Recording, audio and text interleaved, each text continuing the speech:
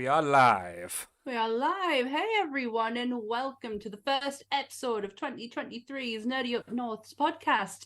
It's a nerdy podcast, and it's hosted by Northern Nerds. I am one of your hosts, Sam. And I'm the other host, Paul, and we are joined by a concophony of nerds this evening.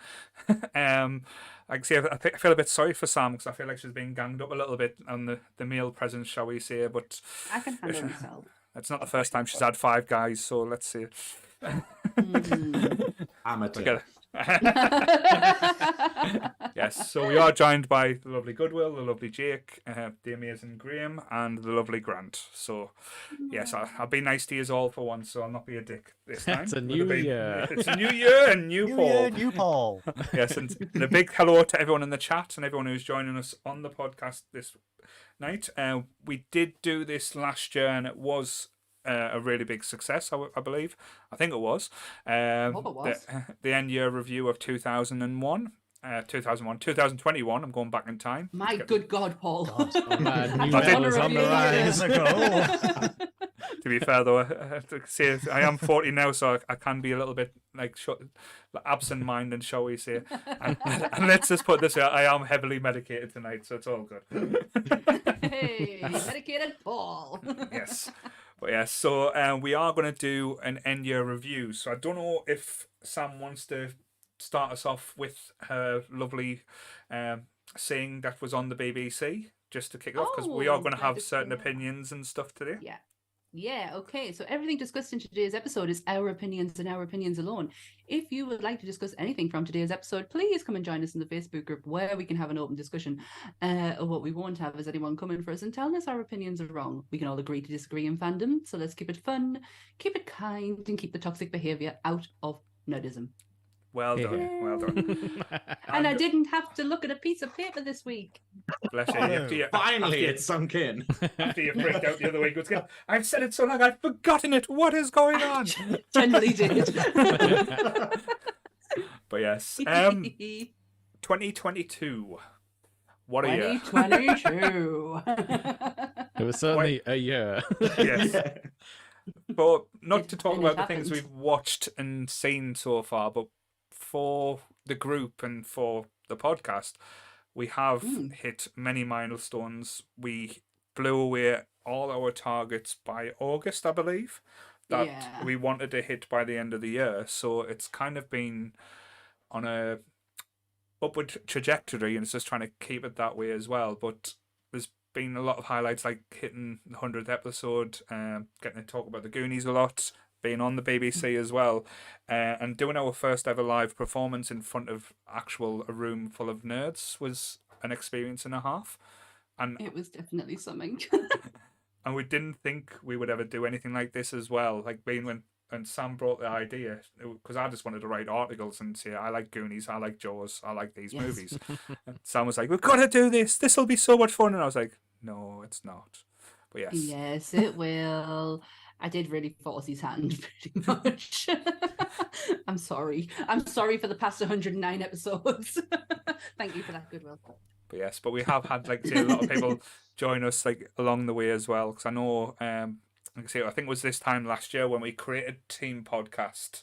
Or It was around about this time, This yeah. time that we decided that it wasn't just going to be me and Sam running things. It was going to be things. So I think Jake and Grant were one of the first on board. Like I said, I didn't even get the question out, and they were like, "Yes, yes, yes." But yeah, I think like everything, we don't really announce things very well. It kind of like the news kind of just comes out at the end of random podcasts every other week. But yeah, it probably was around about the start or end of the year. That feels like a good time to start a team. Yes. Yeah. And then we gathered a Goodwill on the way. Kind of like since the meetup, he kind of come out of his shell and decided he wanted to be a little bit more vocal, shall we say? Yeah. We That acquired was, a Goodwill. That was thanks to Jake, because I think you came to me, didn't you, Paul? And you said, "Oh, if we do Oh, a I Star Trek." Well, that's in me. That's another topic. You posted a comment on one of my photos and said, "If you ever do a Star Trek episode, would you consider it?" And I was like, "Oh!" Like immediately after about 7 panic attacks, I was like, "Yes." And then Jake, the nerdy Jesus, the Messiah, came down from the heavens with angelic music and said, "Look, if you're shitting yourself, join the Twitch team." And that, you know, it was such a turning point for me, because I had zero confidence in doing any of that, and I'd never ever thought I'd do that. And like Jake sort of like got me on the right track. I knew you had it in you. It was like I was like the Sam Jackson coming with the Avengers Initiative folder. Oh, he did. He had an eye patch and everything, Bob. The Twitch He team sat down, yeah. He was Oh, like, "I'm eye sick of patch. you." That's 2023. I think I'm gonna get an eye patches. when Jake goes full heel. But I do feel a little bit bad when you mentioned the Star Trek episode, because our newest member of the team did actually send me a message a few days before that actually episode, asking to be on it as well. Graham. Oh, Graham. Oh, you muted Graham. So you haven't been hearing my inane laughter for this whole thing. It's so weird when I just go like, oh, I'm not a massive Star Trek fan, and then I'm just like, oh, and then you'll just reel off all these names and stuff and be like, oh, well, you know, I know the entire Dominion War, and I can remember every single alien race from Voyager, and you're like, oh, you know, maybe I'm a massive nerd. You're that nerd. You are that nerd. He had an awakening. Well, like, can I just say, I'm looking at the actual video, and I've never said this to a man before, Paul, but could you pull out a bit? My face is massive. Can I lean back? I'll do my best for you, Graham, but I'll be honest, because I think it's time for Graham's close-up, shall we say? Hello there. Is it time for my close-up? I did actually try and make it a little bit less invasive than before. I am the Krang of the podcast. I accept That's it. 2 Paul innuendos in the last 5 minutes. That's right. It's all in your endo, don't worry. The tone of the night, Goodwill, like grandson. He hasn't Grandson said hasn't anything said it yet. No. for the audio listeners. Grant is here. But yes, like I say, I know Grant's been pretty much a mainstay since he made his debut on the Halloween. Like since then, it's been more harder to keep Grant off the podcast than keep him on the podcast. If that. I love when Grant's on. He's so insightful. Because every time there's like an emergency or something like that, it's like, oh shit, we've had people pull out for tonight. It's like, all right, I'll do it. To be fair, you never have to fight. You know, just when you wrote about recruiting me and Jake, it's like you sent me that message asking me to be part of the team. And it's like the highlight of the only episode I've done so far was turning Sammy on by talking about poo. I can maintain that tone for as long as I have to. If the bar is here, then you know. Yeah. 2022. Was that last year? That was It last was? year, yeah. Well, no, it was a year before. Well, year it was the before. Halloween before, yeah. That you talking about the human centipede, Human and Sammy was like, centipede. "This is making me hot." It's like, Not in the way that they would think. Yeah, but- you meant but then- nauseous. I understood. Thanks, Jake. I see. That's a friend. You're all employees now. There's no friendship here. Yes, boss. See, Jake knows where he's put bread's butters now. But yes, so yeah, it has been interesting. Yeah, like again, I know we did touch on this for the 100th episode, but I think it'll be a nice little thing to go back over a little bit, just so there's not as much chaos on this one as it was the 100th episode. What would you say would be your highlights being a part of the say a team podcast, shall we say, a team Nerdy Up North this year? So we'll go with Jake first. I'll throw him Yeah, I under the can bus. go. I think, I mean, for me, it was just riding that good Nerdy Up North Brandon into some kind of modicum of Twitch success. You've had 2 payouts this year, which is amazing. And thanks to all the regulars who pop in, like Lee and Beth and Chris. But yeah, we definitely couldn't do it without people watching, because that would be weird. But yeah, like I don't know, like the streaming thing's weird, because sometimes you feel like nobody is watching, and then a couple of weeks you'll just get a random stream you weren't even excited about, and end up with like sort of 20-30 people dropping by, and you're kind of like, oh, okay, it doesn't matter how much I plan things, this is kind of random. But no, it's been fun. It's only going to get stupider in 2023. Yes. Yeah. That's the scary thing, like keeping up with the madness. What about you, Grant? What would you say your highlight? I've really enjoyed the Twitch stuff as well. It's quite ironic. Oh my God, what about us? It's like, oh, people will be watching. Oh, that's weird, says the guy.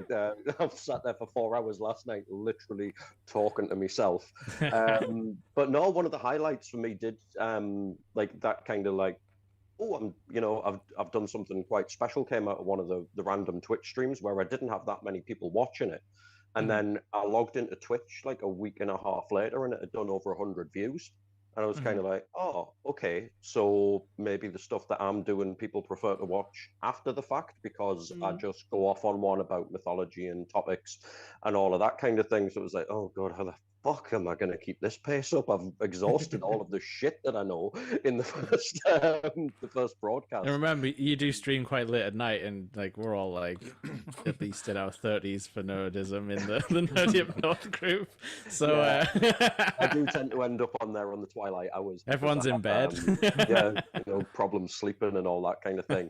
But yeah, there's, as far as the episodes is concerned, like the podcast itself, I wouldn't say that there's been one particular highlight of it because I really, really love coming on here and chatting shit with you guys. Most of the stuff that I talk about in the podcast, I've forgotten about it by 10 minutes after I've come off the episodes. He's so insightful. I think that last Ninja Turtles cast, which was quite a recent one, I think that was like, that had some good energy. And I think all of us just realized that the Turtles knowledge has seeped into our brain without really knowing, kind of like what Graham was saying before with Star Trek. Like, oh yes, back to Stockman, the Rat King. It's just all in there, rattling around. It never leaves you. And that's good little segue. So Graham, I know you're pretty new to the team as well, but you've been part of the community for the get-go, really, from the start. But over the last year. Yeah, for the last year, what would you say the highlights? Even if not the Nerdy Up North, but like your own streaming, because I know you do. Like to play your silly games, like the DuckTales one the other night was hilarious. That's it. Just like it's this thing of just going, I'm really bad at this, but then like just like exiting out the game just to go back to the start screen to listen to the DuckTales theme again. Just because they've made this proper banging version of it for the video game. And you're like going, yeah, let's just listen to that again. That's why you got to take talking. They took it down because it was just too funky. But in streaming terms, bizarrely, it was probably like low. What it is though, when you do something obscure and you play an obscure game, you get these crazy, and by crazy I mean amazing, like crazy like fans who just come out of the woodwork, and then they're like uber fans and. Yeah, and like I played XCOM Terror from the Deep from like 1995, I think. And you got so many people just coming along being like, oh, I love this game kind of thing, and offering advice and stuff. And it really felt engaging where you were just like, oh, they're chatting to me and stuff. And then like Legacy of Kain, like Blood Omen Legacy of Kain, loads of people who are part of this elite Legacy of Kain fan base and stuff were like coming on and chatting about stuff and telling me things I never knew about the game, and then even they invited me to like this Discord where they're talking about it, and the guy who created it is there. The guy who created it, the guy who was like the head of Silicon Knights and stuff, who's like behind Eternal Darkness and Too Human, but let's not talk about that. And you just go, this is weird that I can just send a message and he can see that. Wait, do you mean Dennis Dyack? Yeah. And oh my god, he's came out of a bit of a NFT criminal lately as well. He's a psycho. I'm gonna say he is crazy as fuck. But you just go, you are amazing. No, it's just like you created all these amazing things. So there's obviously something amazing there, but I think he might kill someone someday. He sounds lovely. You want to be a witness. But in terms of Nerdy Up North, like I think I really like the paranormal episode because I thought that was really interesting. Like for me, being such an incredible skeptic, like an open-minded skeptic, but a skeptic, and then sort of having people like Beth on it who are very much believers. And I thought it was quite good to have this sort of like neutral environment where we could talk about stuff without it like resorting to argument or something like that. Of being like, oh, you totally believe in this. Yeah, but I He think was- you can get your tone across, can't you? Whereas if you wrote that in a comment, like a question, people would be Yeah. like, "Are you making fun of me, though?" Yeah. It was- that's it. that episode was so good. You were very much- inquisitive. Yeah, he was Ah. he was just very good at open conversation, and it was such a it was like breathtaking to see. Like I on the still feel- internet. Well, I Yeah, think the funny, uh, well, doing the girl podcast. Actually, I'm going to represent while I'm here. Hold on, Yeah. if I can stand up properly. I've got my girl podcast, girlglobal.com, Yay. which is the LGBT plus podcast I do, and we sometimes have guests on there where you don't agree with them, but you're not really allowed to disagree, and you don't really want to be in this forum of being like, I think that's bullshit. So you kind of learn to be like, oh, what an interesting point of view. Please elaborate more, rather than going, Yes. I don't agree. And it's I have learned that since doing Nerdy Up North, because like I say, the stuff I was involved with beforehand, it was kind of like very aggressive and like a lot of arguing for the sake of arguing or just to see reactions. And it was just basically trying to learn different people or different reactions to different people and how people don't always come across well, or it's just like asking more questions rather than just saying that person's being a dick. Because, like, I'll be honest, there has been a lot of people banned from the group just because I thought he's been a bell end. But most likely, when we've got on and talked to people, like, I think one of the big people, like, I'll not say his second name, but a lad called Carl on the group, he sometimes comes very opinionated and it can come across. But I don't think it's coming from a bad place. I think I think he's actually said he has, like, say, mental health issues and stuff Yeah. like that. But it's then learning from that and then treating people Yeah. differently from the way I would have normally. And it's like a learning curve, I think, for a lot of things. I think that's a difficult thing, because obviously as nerds and stuff, we're very passionate about what we're passionate about. Oddly, Yeah. what a stupid Yeah. one. But like we're very passionate about stuff, but then you have people who don't really have the social expertise to kind of convey stuff without it seeming confrontational or without it seeming like that. And there's not, and it's the whole point of going, there's nothing wrong with that. It's like we can't all be sort of like, fucking Wayoon from Deep Space Nine, way Star Trek reference. We can't all be like these amazing sort of like, like sort of charismatic things or whatever. But it's this idea of going, but you're still valid, Yeah. And it's that thing of not jumping to the bait. So when you get someone online who might seem slightly aggressive, you're not immediately going, you're an absolute dickhead. You kind of just go, you just don't know how to express yourself with typed words very well. Certainly. I come from a background. I come from a background of review writing for comic books, and I learned very quickly how to convey in writing the not shitting on things. like really, I learned to convey, like, I don't like this, but I'm not shitting on it. So I kind of learned very quickly on how to do that, because you do get a lot of backlash when you don't agree with people on some things, and I've had a lot of backlash on the internet over my time. To be fair, though, I think my tolerance changed when we done the Orgasmo review. That, like, I had to learn and try and take points and stuff. But again, let's not go over that shit show again. You were very respectful. That's But the yes. best word I can describe on that episode. You were very respectful. So not leaving think. Goodwill out. So Goodwill, what about you, sir? Wow. If you Like see I the kiss, said- you can fuck off. But also, while Whatever you he says, it was the kiss. while you ponder in Goodwill, the comments, Lee's been pointing out that you've had the most kindness in the last 15 minutes of this podcast than you ever did in 2022. We're turning over a new leaf. We are. It's nice to have the love for once, isn't it? Oh. Go on, Um, sorry, Goodwill. You whore.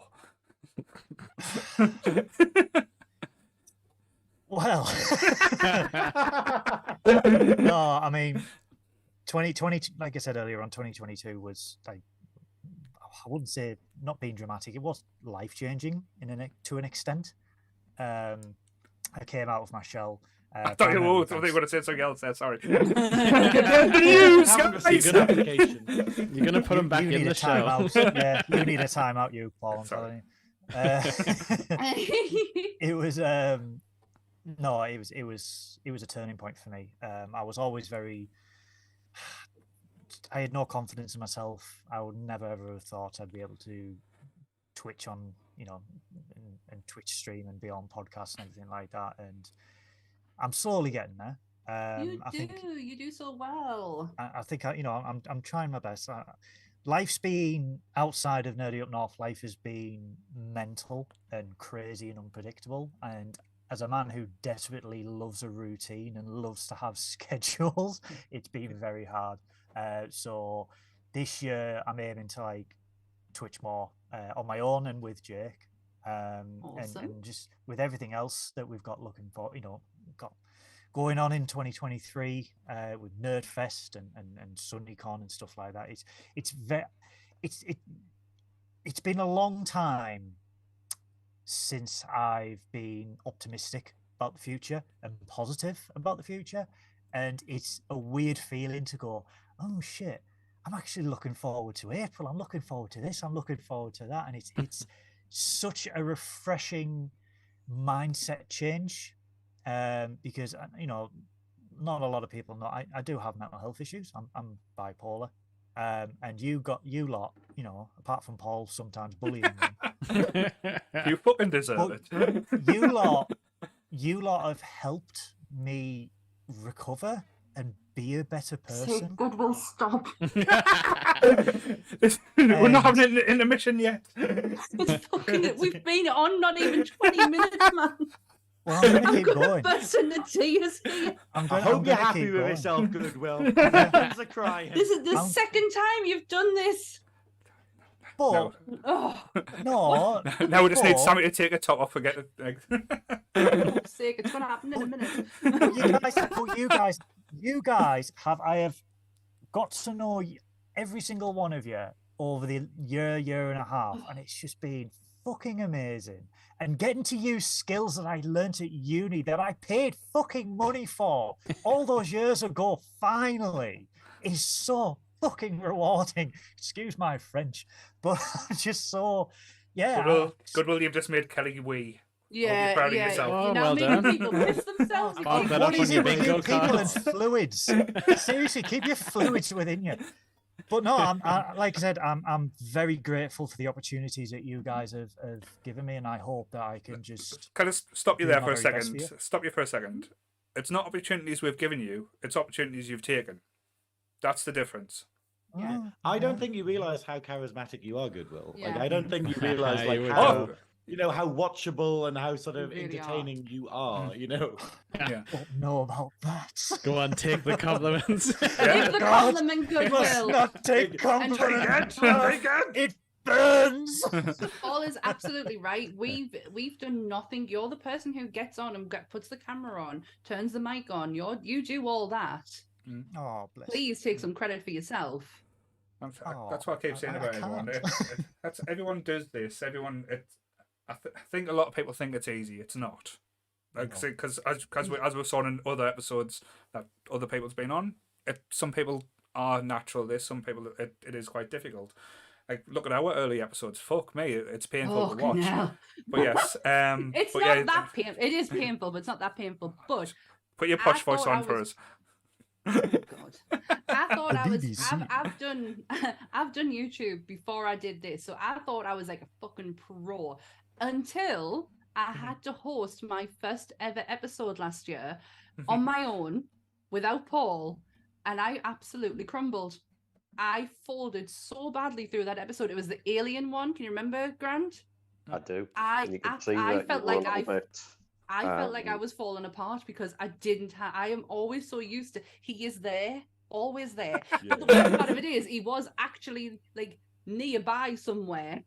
So he Shouting at wasn't you, that far shouting at you away. in the chat, saying, "Talk about this Yeah. now." I know, and I was like, My I was legacy. So nervous. Like, I've done it from day one. I should be used to this, and I absolutely crumbled at that episode. But that's all going to be put aside for this year, even because I am going out on my own. Ha ha ha ha. Hey, so look out for that one.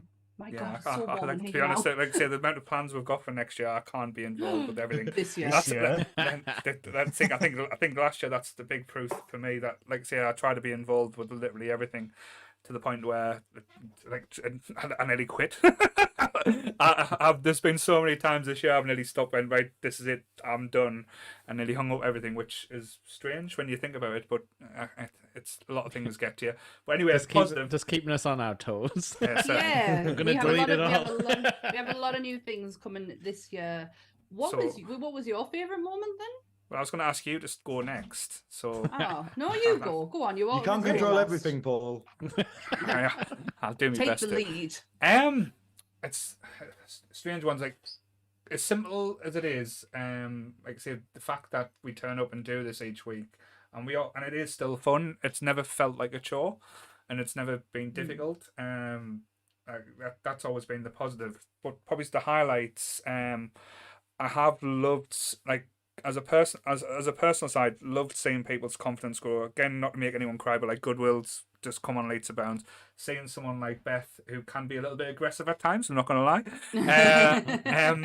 but seeing her getting engrossed and joining in, and and seeing that, and seeing people like Lee getting involved, and people kind of getting attached. That's the thing. Yes. It's not just like once or twice. It's like people are staying around. Like Martin, bless him, he stayed around and even though I talk shit about him all the time just for the fun. But he'd do the same to you. True.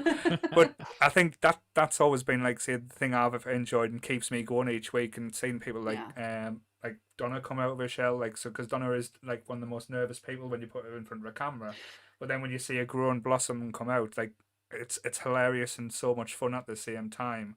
Again, seeing like connections, friendships formed as well. That's things I didn't expect to happen. Has come out that way, and that's always been a thing. But probably the highlight streaming wise, even though it nearly broke us, was probably the bank holiday when we did fit everything in, and we did like the Sonic run that killed us. I've never been so angry at a fucking blue little bitch before. But then, like I said, doing a community podcast episode where people were just joining that we had no idea who would come on and talk to us, or if people just wanted to show their face, and that was fun. But then getting new people on the podcast, like seeing Graham and seeing that grow, and Sonia, and Sonia's going to be coming back on as well, and like seeing people who might not get the communication or might not be able to say things that they want to say, and giving them a platform, and it's just liberating at times. And yeah, that's my little diary right there. Oh, that was so sweet. See, you can be nice people. Mine probably the same, just how much we've grown over the last year, how the community's grown, how each week when I look in the chat I see familiar names. And I see them every week, and it's so lovely that they kind of like waiting for each other to join. Like you can see them when they're like the first, and I just absolutely love that. When it comes down to podcasts, one of my favorite moments will always be Charlotte getting her happy birthday. That absolutely, I have never felt so warm and fuzzy in my entire life. I didn't want to cry, but my insides were bursting. Can I say with the professional one here, the one who kept it going with the celebrity, used to fangirling out. I was more fangirling out for Charlotte than anything else. Watch back, the wanderer over here. Also, I've absolutely loved when we've done Phantasmophobia. I think that's it. Like me and Donna raving out when nobody was watching was one of my best moments ever. I absolutely adored that. Me and Donna raved in that sanitarium. And it was brilliant. So I have enjoyed doing what I have done in Twitch. Yeah. So yeah. We got a lot of mileage out of that game. A game I don't particularly like. No, bless you. But you take really well. I like you guys. Jake just goes, oh, there's someone fucking kill us already. But yeah, so I can get something interesting on stream for the people watching. That's normally either me or Goodwill screaming like a girl, so that's always fun. But yes, I think that, like, say, the mushy stuff out of the way, so we can start talking about the real subjects and like the real reason we're here as well, is because there has been a lot of content like given us in the last year. It's been a lot to take in, but what would you say? Because we'll do it like, I'll try and be a bit more organised this time, so we'll go with movies first. So, we'll talk about like other highlights. But what would you say was your favorite movie of 2022? So I'll go to Sammy first. We're going last time.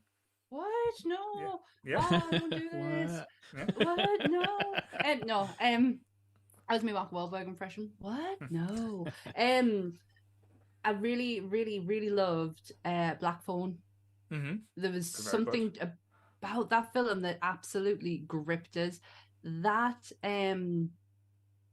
yeah, oh God, there'll be others that come up, and I just generally like I can't remember. No, it was only yesterday. It was a brilliant. Like when I remember watching it, it was one of the ones I missed on the cinema. But as soon as it came out streaming, like say I watched it on the Dodgy Box, Dodgy Up North. It is a very old school ghost story type tale, and I thought I was very entertained. I was all for it for that movie. I loved it. I absolutely adored it. I thought it was nice, compactful. It wasn't long. It was, and the characters in it were incredibly entertaining. Like I was just drawn to it. But one that we actually watched last night that I thoroughly enjoyed so much was Nope. And I think I sound like an absolute tit when I'm saying it, so I do apologise. Nope. Nope. We watched it last night, and there was some bits of it that I didn't quite get until after it was finished. Yeah. And then it just made it like even. It was like when I watched Candyman. When that first came out, it wasn't until after the fact, and I was talking about it, I was like, oh my God. Oh, I get things so much better now, and then it made it more. It made it more enjoyable after the fact. But Nope really, really stood out for us last night. I really enjoyed that. No, I really enjoyed Nope as well. I like the characters. I think the characters were very likable, and I think that's a problem with a lot of movies or TV shows lately. They don't make the cast likable anymore, so you don't really get like engrossed. But yeah, absolutely, they made them very intriguing, and the message as well. So I didn't get the whole monkey bit. I didn't understand what reference and why weren't we going back to that. And it wasn't until afterwards, and me and Ant were talking, and I was like, oh my, it's the whole message of the whole film is the danger of trying to tame wild animals. And I was like, oh God. Yeah, that makes so much more sense now. Like, I get it. But I was absolutely convinced that what was in the sky was a hat. Yeah. I'm not going to lie. I genuinely thought for about half an hour that what was in the sky was a hat. Right. Very interesting take. Yeah. What about you, Grant? What would you say the movie of the year for you? I mean, this year for me, there's not really been a lot movies-wise that has dropped my jaw or anything like that. I think it's definitely been a year for TV for me. But there was one that I was really, really looking forward to, and I think they got so much of the imagery so right. A little bit of a prop for it. Put that down. That's it. You open the box. Not do that. It does come apart as well. I got this for my birthday. Yeah. But obviously I'm a massive fan of the Hellraiser franchise, and I've been wanting to see something happen with that franchise that would re-energize it for probably about as long as I can remember, because Hellraiser in the last 20 years has sucked major balls with everything that they've put out. There was, a slight kind of moderate kind of blip up with Hellseeker.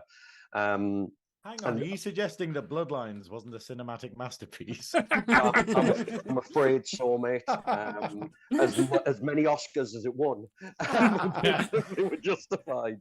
But sorry, I'm going off a little bit there. But I wanted to see Hellraiser get reimagined without leaning so much on what had come before it.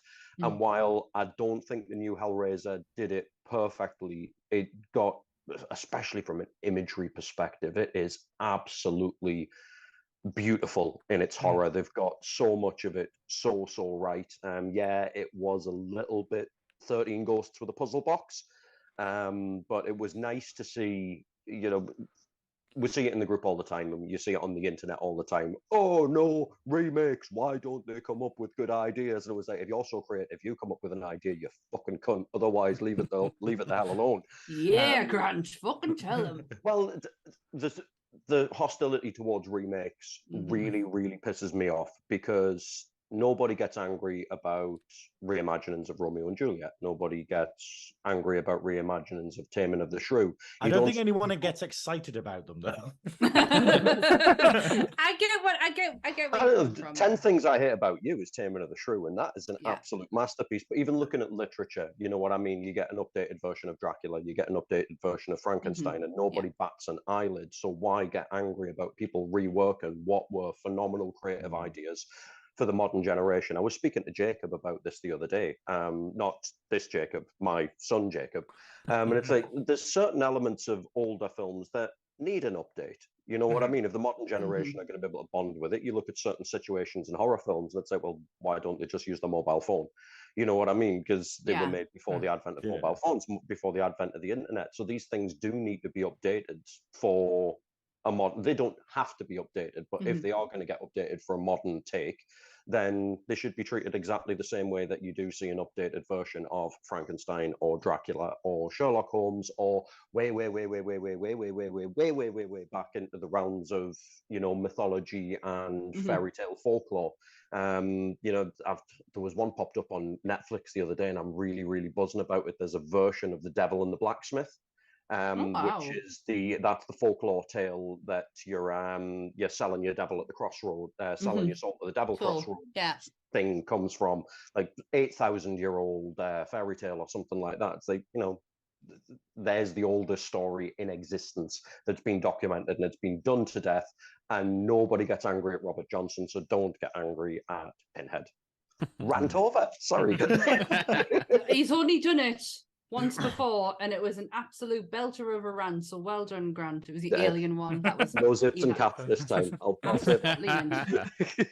What about you, Jake? What would you say your movie highlight of the year? This has been like, I would say, like a real bad year for like movies for me. I'm honestly happy that other people have been enjoying themselves. So like, I'd probably have to say it's like the Batman, and that was like way early on in the year as well. Yeah, it's one of your top two, to be fair. Yeah, but that's just because like I'm like a huge Batman fan, as I know some of you are here too. And I haven't really properly liked a Batman movie for like a long time, because I wasn't too sold on Christian Bale. Like, I don't like super serious Batman, and I think this one has potential to go too serious, but also like they showed enough flashes of like weird comedy, like that part where he's like thumb drive. Like there was jokes in it, and there was like there was jokes at like the Riddler's expense about him being an incel and being like he's got 300 followers on this account. Stuff like that. It's like it's got potential to be like to have a little bit of that fun, because like Batman's like a sarcastic like bastard half the time in like the comics and like the old cartoons and stuff. But obviously I've got no idea where DC's going now, but they usually keep Batman on his own, like movies wise. I think they've said they're going to keep the Joker and the Batman completely separate to what is going on. Well, what the fuck's going on? But and like I like Batman in Justice League, but I feel like you need Batman with a history in Justice League. Like you can't just have like his a new Batman. I think you need a one where people know, and he can make like a reference to the Joker and Superman and be like, oh yes, I heard about that on the news. Like, you know, like you need a bit of like history. So they can take the time on the Justice League, I guess. But yeah, that was probably the only, I haven't had many cinema experiences this year, but that was probably like the most fun. I think the only other things I've seen is Thor, Love and Thunder, and then the One Piece movie, which seeing anime in the cinema was an experience, but the Batman was better. No, that's certainly. I think what was quite satisfying for me, for my liking for the Batman, was the shit it was getting online before even anyone had seen it, just because of the cast and because of like what was seen in the trailers. That was like, oh, emo Batman, and like it's gonna like, so that. But I love the film noir style. Like it was a very gritty 80s version, like the 80s comic for me, and the sound of the Batmobile will live for me. Like I'm not really a big car person. Like I'm not the biggest fan of cars, but the Batmobile, that sound and that just ferociousness, that's the way the Batmobile should be going forward. Because if you want to scare and cause terror, that coming after you, there's nothing scarier to me. But Yeah, I being love- ran over is scary. Batman needs to use that more often. 'Cause you don't- Yeah. I think out of like I haven't been to the cinema a lot this year, which is quite unusual for me. But Batman was an experience, and it was a long film, but one that I was quite happy to sit through. I understood that it was long, but I was really pleased with the outcome. I think like as well, like you say, like it kept it a secret. Like we kind of knew runtime, but like we didn't know a lot of what was gonna happen. No, So, yeah, like no. Sam, you're totally right. Like when that was like a bit of an experience seeing that, because you're like, oh, I don't know anything about this. Yes. What the hell's Batman gonna do? I think What's going to happen next? But I think that's with runtimes now. With like the advancement in streaming, they're not tied down to like the 1.5 or under 2 hour mark anymore. So Yeah. films are not really being made for the cinema experience as much as they were previously. It's now for the streaming, because people like Zack Snyder's Justice League, for example. People watch that in droves. I know everyone's going to have different opinion on it, but we're not getting that because it's not this year. But but I think a lot of people did like warm to it and go. But as I said, the Batman laid great foundations for what could be, like I say, an interesting more stories for the Bat universe. So yeah, that was one of my highlights. Totally. What about you, Goodwill? You're looking lost in your train of thought there. I'm sort of on the same opinion that 2022 wasn't that great for movies as a whole. But really, I've only got two. Clerks 3, which destroyed me. Yep. And completely out of left field, Violent Night. with Right. David Harbour. God, yeah. I had so much. I'll start with Clerks 3 though. Yeah. For me, that was the perfect conclusion to the Clerks trilogy, the Clerks story. And I think a lot of people went in to the theaters and you know, started the video and thought this is going to be like Clerks 1 and 2. It's going to be a laugh. It's going to be fun. And then they all left destroyed emotionally by Kevin Smith. I'm still not over it. I'm still not over it. I am still not over it. After watching that, I couldn't speak for an hour afterwards. Apart from text Paul saying, I am broken. The last time I felt as I felt watching Clerks 3 was the series finale, Supernatural. And I you know, that got to me as well. But Clerks 3, it was so beautifully done. It was not, because I mean, let's be honest, it was a homage to the first Clerks. It was a tribute to the first. It was a remake, shall we say? It was Kevin putting to right what he wanted originally from Clerks 1. Yeah, and it was just a tribute. It was a thank you to his fans. It was a tribute to everyone, and I absolutely loved it.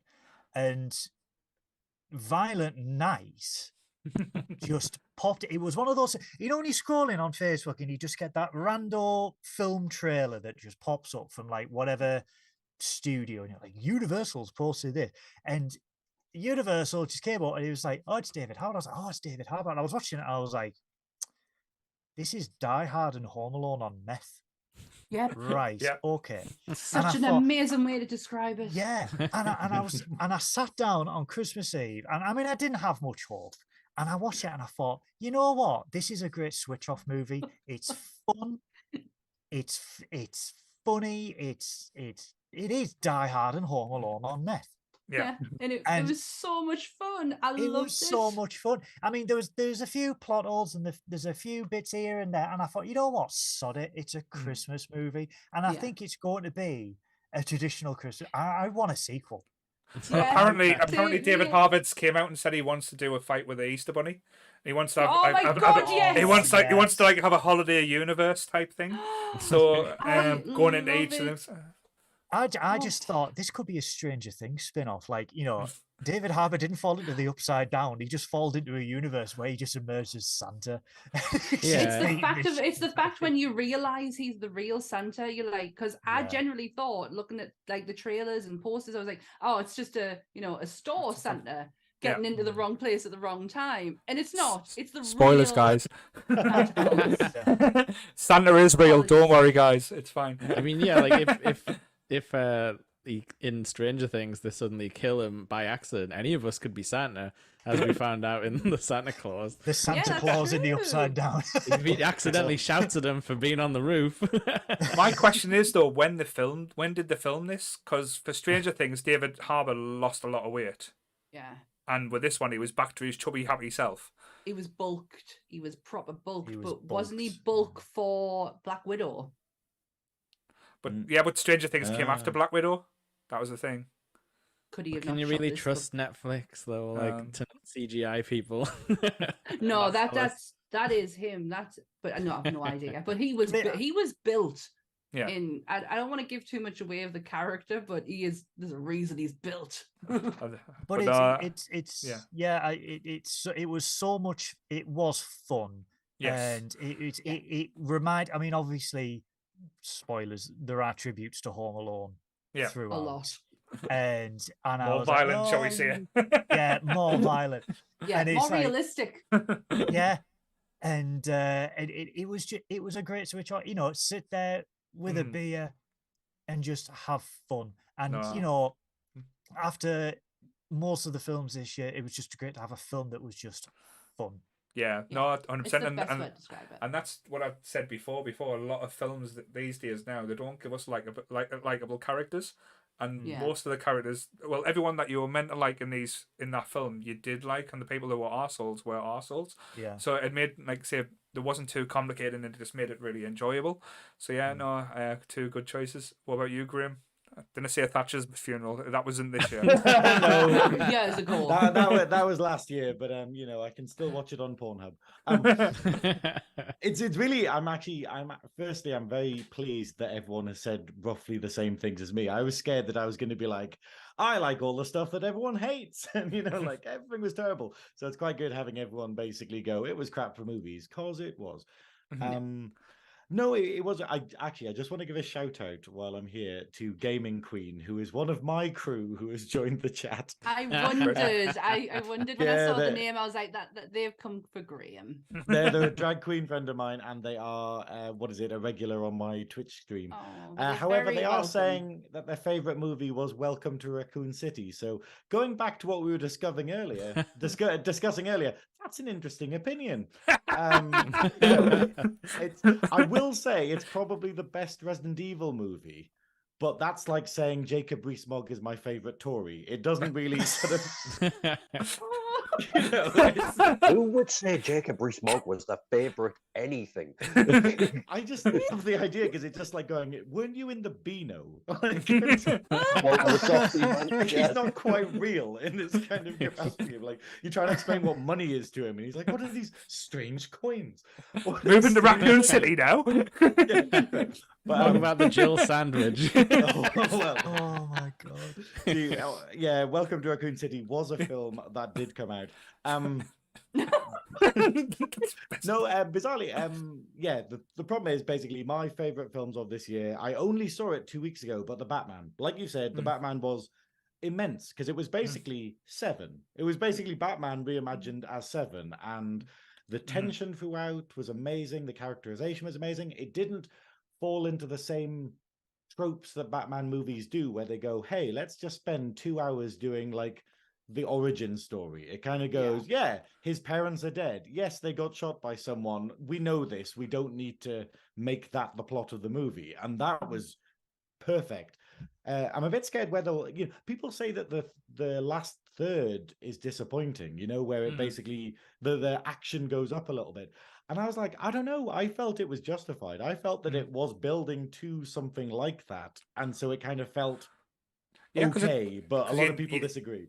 No, you needed that because that's when Batman turned from vengeance to hope. And I know they pretty much hit you with like a sledgehammer with it rather than like subtly, but sometimes that's not a bad thing.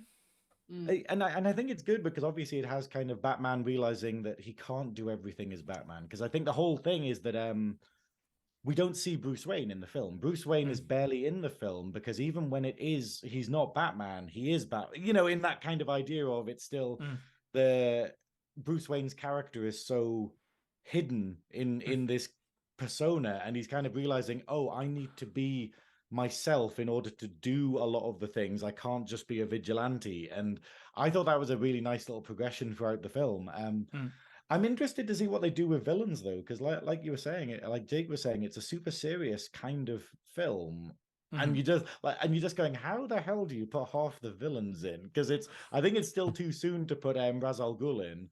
I think it's, the Joker, no one wants to see that. We don't want to see another Batman versus the Joker film. But then you go like, oh, Poison Ivy. How would you do that? It's like, oh, Mr. Freeze. Maybe you could do that. Well, to be fair, Mr. Freeze is the one that they are talking about at the moment for the sequel. I think it'd be great. Like, they've but got the blueprint. Idea... Yeah, from the cartoon show, they've got the blueprint. Like, just call Paul Dini and be like, "Can we use your Mr. Freeze, like Heart of Ice or whatever story?" Yeah, it's done. The premise is great, but it's the whole idea of him being half frozen. Him sort of like being half. Yeah, there's a supernatural element there. Yeah. No one's mentioned it before. Yeah, I don't think, but I actually really enjoyed Doctor Strange in the Multiverse of Madness. I know it's like a polarized a lot of people, but no, like I very much enjoyed it because it was one of these things of I think it gave quite a nice, obviously spoilers, but if you haven't seen it yet, what are you doing with your life? I forgot that was this year, to be honest. Yeah, no, that was it. It was May. Year? It was crazy. Felt a long time ago. Was it May or was it June or something? No, it was this year. Yeah, but I really enjoyed it because it managed to get all of these plot threads and actually kind of tie them up, and the way it linked in, it showed this overarching plan and it worked. And when you're looking at like the DC, like we're talking about Justice League, we're kind of going, how can you say you have a plan and yet this happens? Like at least with the Marvel stuff, it's like going, oh, it might not be the best idea in the world, but you've tied it together fairly well. And I thought it was good. I thought it was a great ending for Wanda. I don't know if she's going to come back, but it was this idea of going, whoa, this really feels like a conclusion. And yeah, I thought it was enjoyable, but maybe I'm not expecting the world. I liked it. I thought it was very good. I thought Sam Raimi did the best he could. Sorry to cut in there. Just mention Sam Raimi there. The thing that annoys me is the interviews he done either just as the film was released, said, I've not watched anything that came before.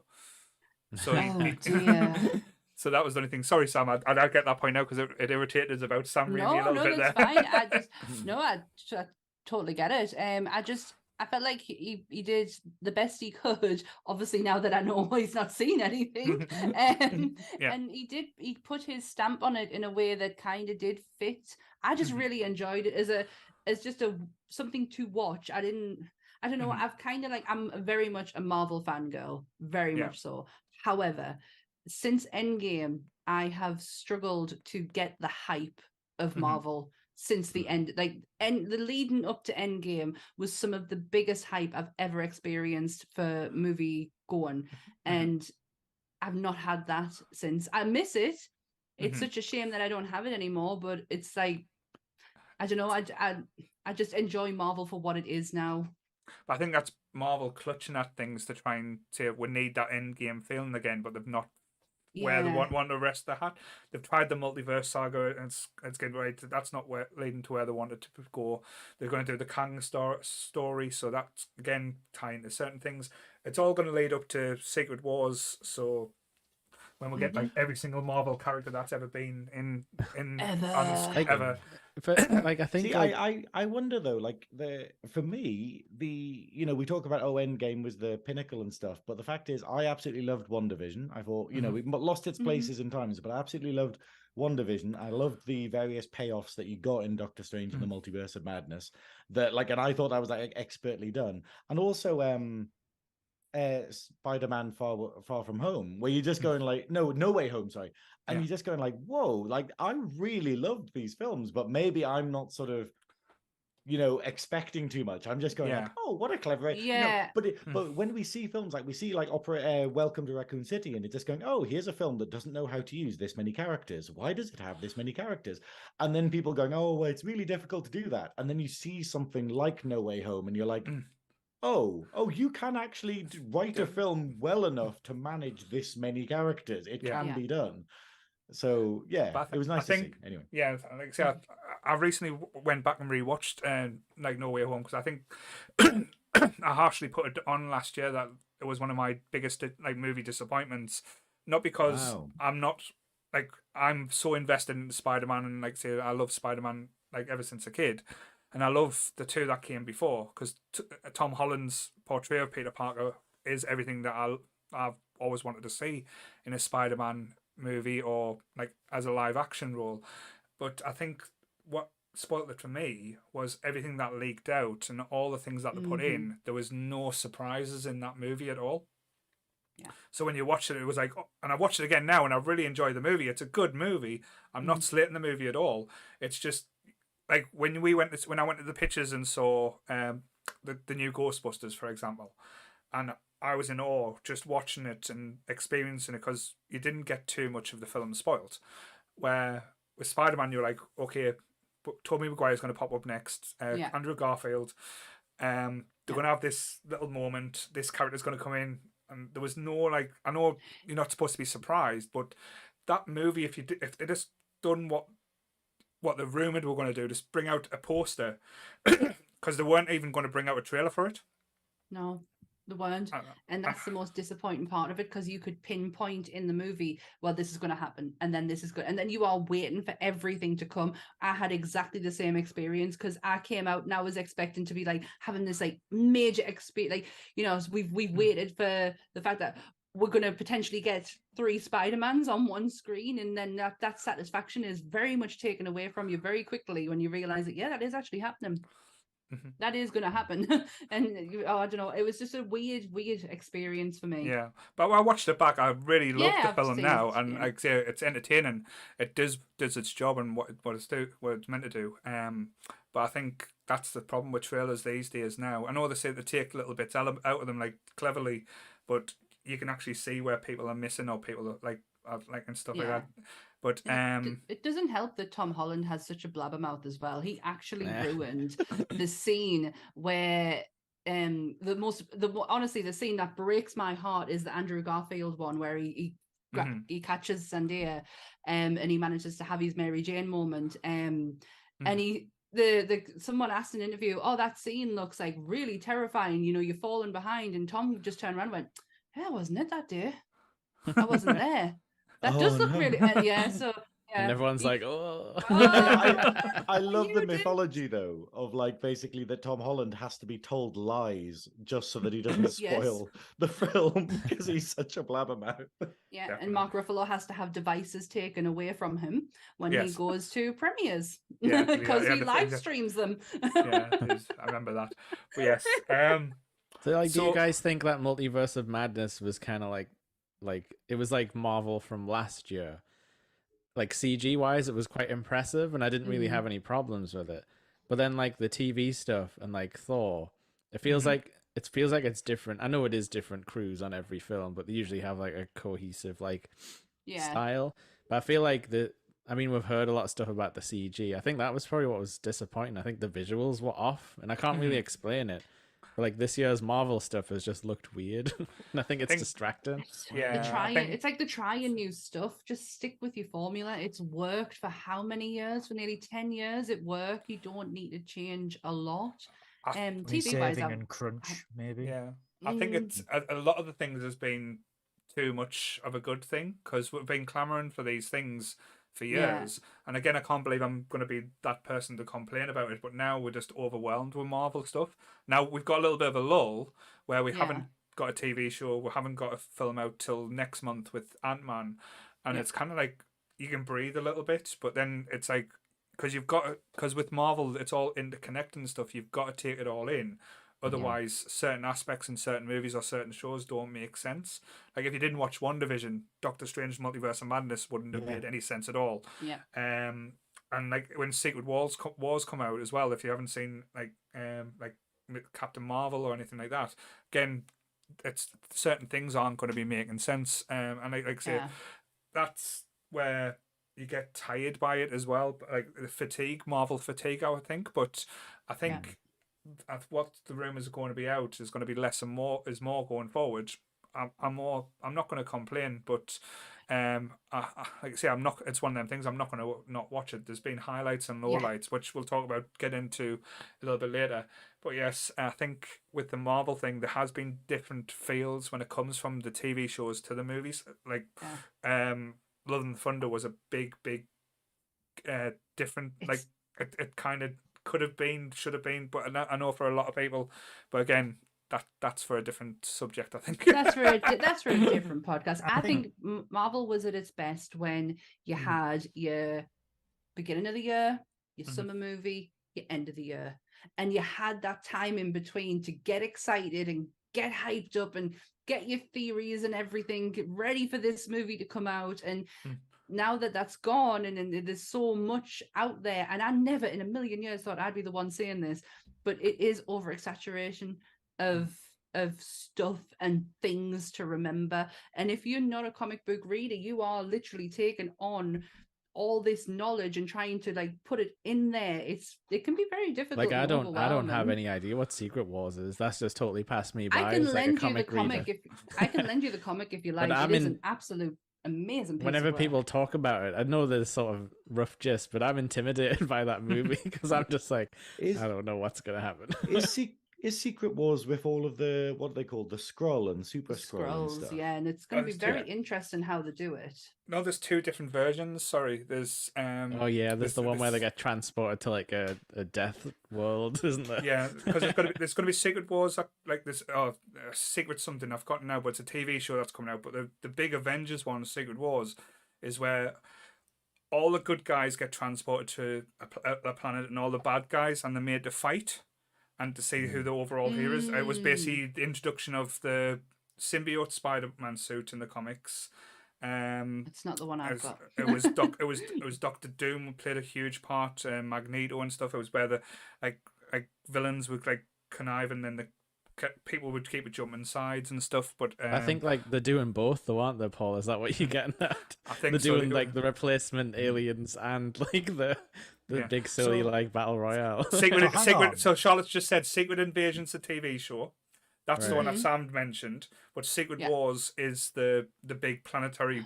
That's where the X-Men's going to be in. That's where we're going to get the old Fantastic Four. We're going to get Nick Cage's Ghost Rider. Apparently, is like all these. Oh hell yeah! Wesley Snipes' Blade's supposed to be making an appearance. Like literally everyone. Is he out of prison? Yeah, he's been out of prison for ages. He's done work. Yeah, he paid his taxes. I actually work the when I used to write for comic book websites, I actually worked the Secret. There was a Secret Wars. It was like 2015. No, it was Secret Invasion. They did a new one, didn't they? They did a new one. And I had to work that, so that meant I had to read everything. That was hard work. That was a lot of work. Can you imagine though? Could you imagine now, right? Because I always used to laugh to say, like, oh, I want to get into Star Trek. And I'm like, oh, there's like 850 episodes. It's like, I want to get into Marvel. It's like, have you got a spare 14 years non-stop now? It's not that hard to get into Marvel. It really do you isn't. feel, though? It's intimidating. It is intimidating. Yeah, because if you look at Star Wars, when that came back in 2015, that suffered franchise fatigue quickly.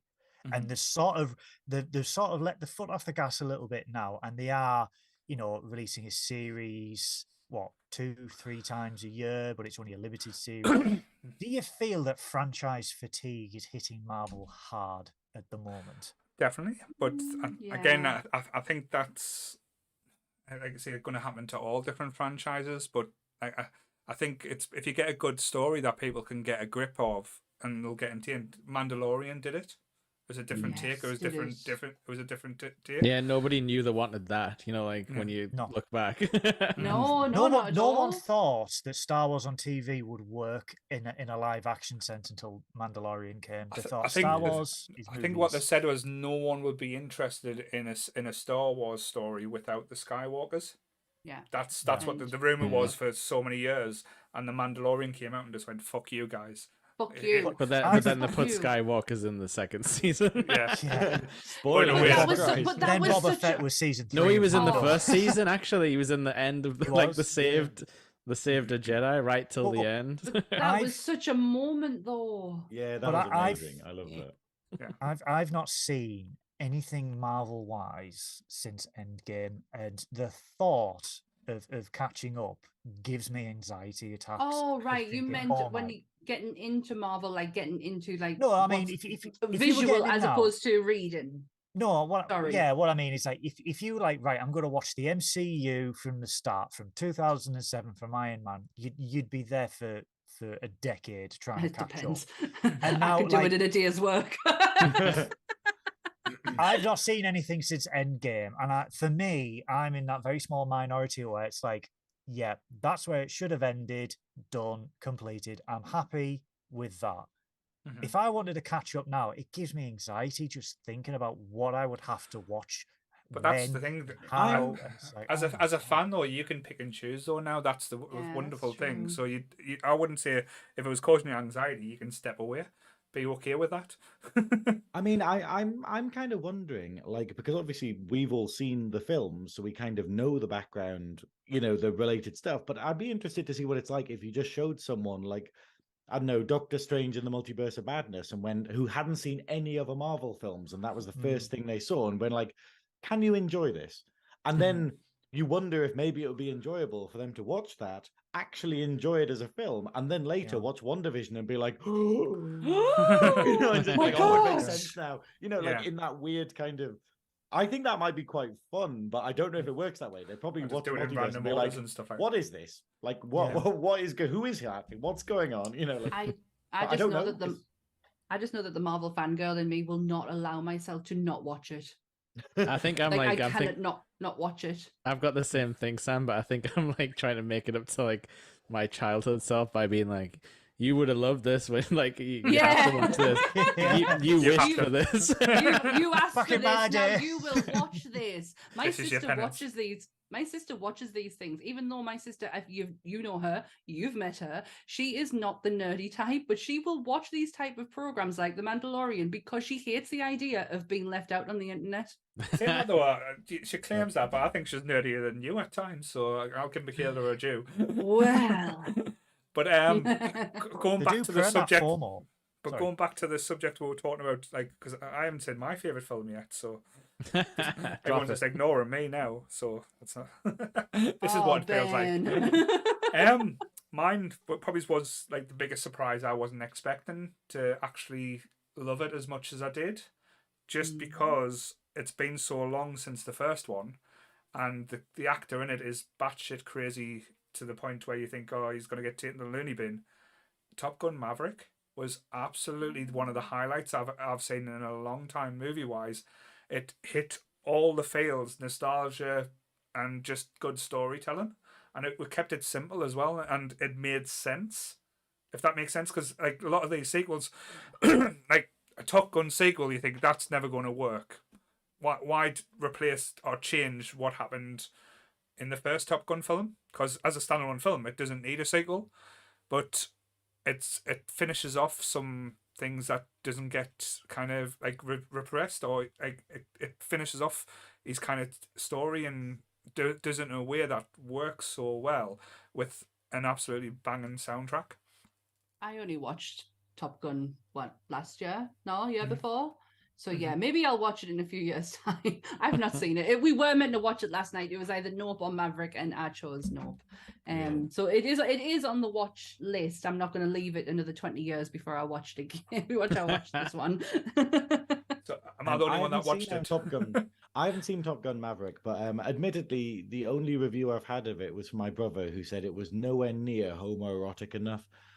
Oh no! Yeah, that's it. And I was that just volleyball like, scene is amazing. With this thing where you just you're sitting there being like, I don't think this movie is famous for the reasons you think it's famous for. I don't know.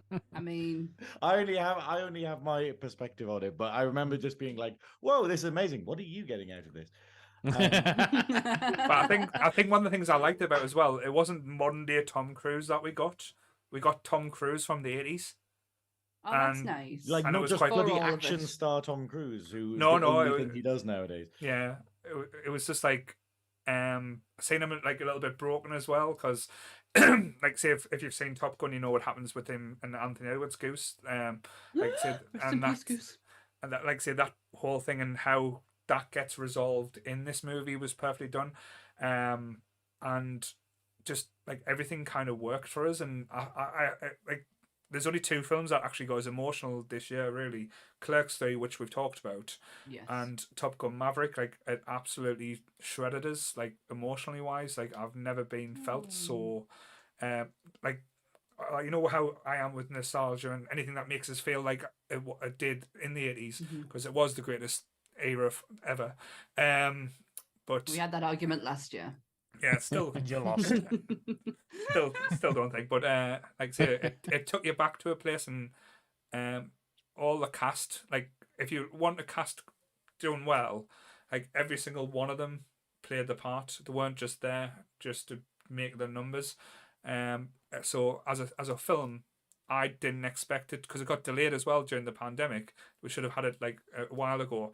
So, and normally when films get delayed, you think, oh, this is going to be rubbish. This is not going to work. Wonder Woman. Yeah, but absolutely one of the best films I've seen this year. Can I just throw one more in the mix before we then move on to television that I completely forgot? And it's only because I watched it the other day, and I've scared myself that I've only watched it twice, because knowing how I felt after I watched it the first time, I thought I'm gonna watch this every day. It's gonna be like Pitch Perfect all over again. The Elvis film with Austin Butler and Tom Hanks. I am a huge fan of Elvis to start with, and then this just completely elevated that love 1,000 times. And fucking sick of hearing him. I just absolutely adored this film. I thought Baz Luhrmann can make a film look absolutely beautiful without like a lot of effort. Like, it was just spectacular. If no one has watched it, I do urge you just to go and see it. It is absolutely so much good, so much fun. Is it as batshit insane as like the clips make it look as well? yeah, in a way, but it's not like psychedelic, like batshit crazy kind of. Okay. It kind of looks like that from what I've seen, but it's all from the point of view of Colonel Tom Parker. I hope I'm saying that right. Charlotte is in the chat; she will correct us. And it's all from his point of view, and it really does show him in the worst light ever. And how he basically held Elvis at hostage at Vegas, and you know, the reason you don't have any Elvis songs that are kind of original is because he was just held in Vegas, basically. It's just such a really good movie. I've thoroughly enjoyed it, and I completely forgot to mention it. That was what I wanted to say. One of the other ones I would suggest everyone to watch, just because it's absolutely the weirdest movie and just batshit crazy, is the Weird Al Yankovic movie. Oh yeah, that was another one that was added to the list for last night. It is just so fun and just out there, and not what you're expecting, because you expect this buy-up, and it is just, like I say, a complete piss take of everything. I think it's the idea of like it's why were we expecting a Weird Al movie to follow actual structure and not be a parody of a biography movie? It's which he kind of already did with UHF in the 90s, but he acted in that. That was like his own fake origin story. he's got 2. I'm really looking forward to watching it. I've heard Daniel Radcliffe is like fantastic in it. You don't see Harry Potter, and that's probably the best thing I can say about it. Everything that Harry Potter that Daniel Radcliffe kind of does, you see Harry Potter in, and you kind of get past that a lot of times. But with this, honestly, I can't recommend enough for people to go and see. Awesome. Even Weird Al Yankovic told people to download it. He said, because someone tweeted saying, "Oh, I can't watch it in this country." He went, "Oh, just use a torrent." I think we were talking about the UK, weren't it was the UK. Yeah. Because he was out on, because it's Roku, wasn't it? And he was like, "Oh, it's out," and blah blah. And he was like, "I won't say," and he said the word torrent, and like he amalgamated it into another word. And basically, just like nudge, nudge, wink, wink. How's your father? Torrent. Good for him. I think people forget that Weird Al's like a master comedian, and he always has been. But I think people think, oh, he's the silly man who sings the silly songs, and it's like, no, he's very smart. Very smart. Like, he's supposed to be like super intelligent. I mean, who else can play an accordion as well as that? Yeah. And the greatest accordion ever. Can I chuck one more film into the mix just quickly before we move off it as well? Because it's one that came out this year, and it is going to become a cult classic. The Unbearable Weight of Massive Talent.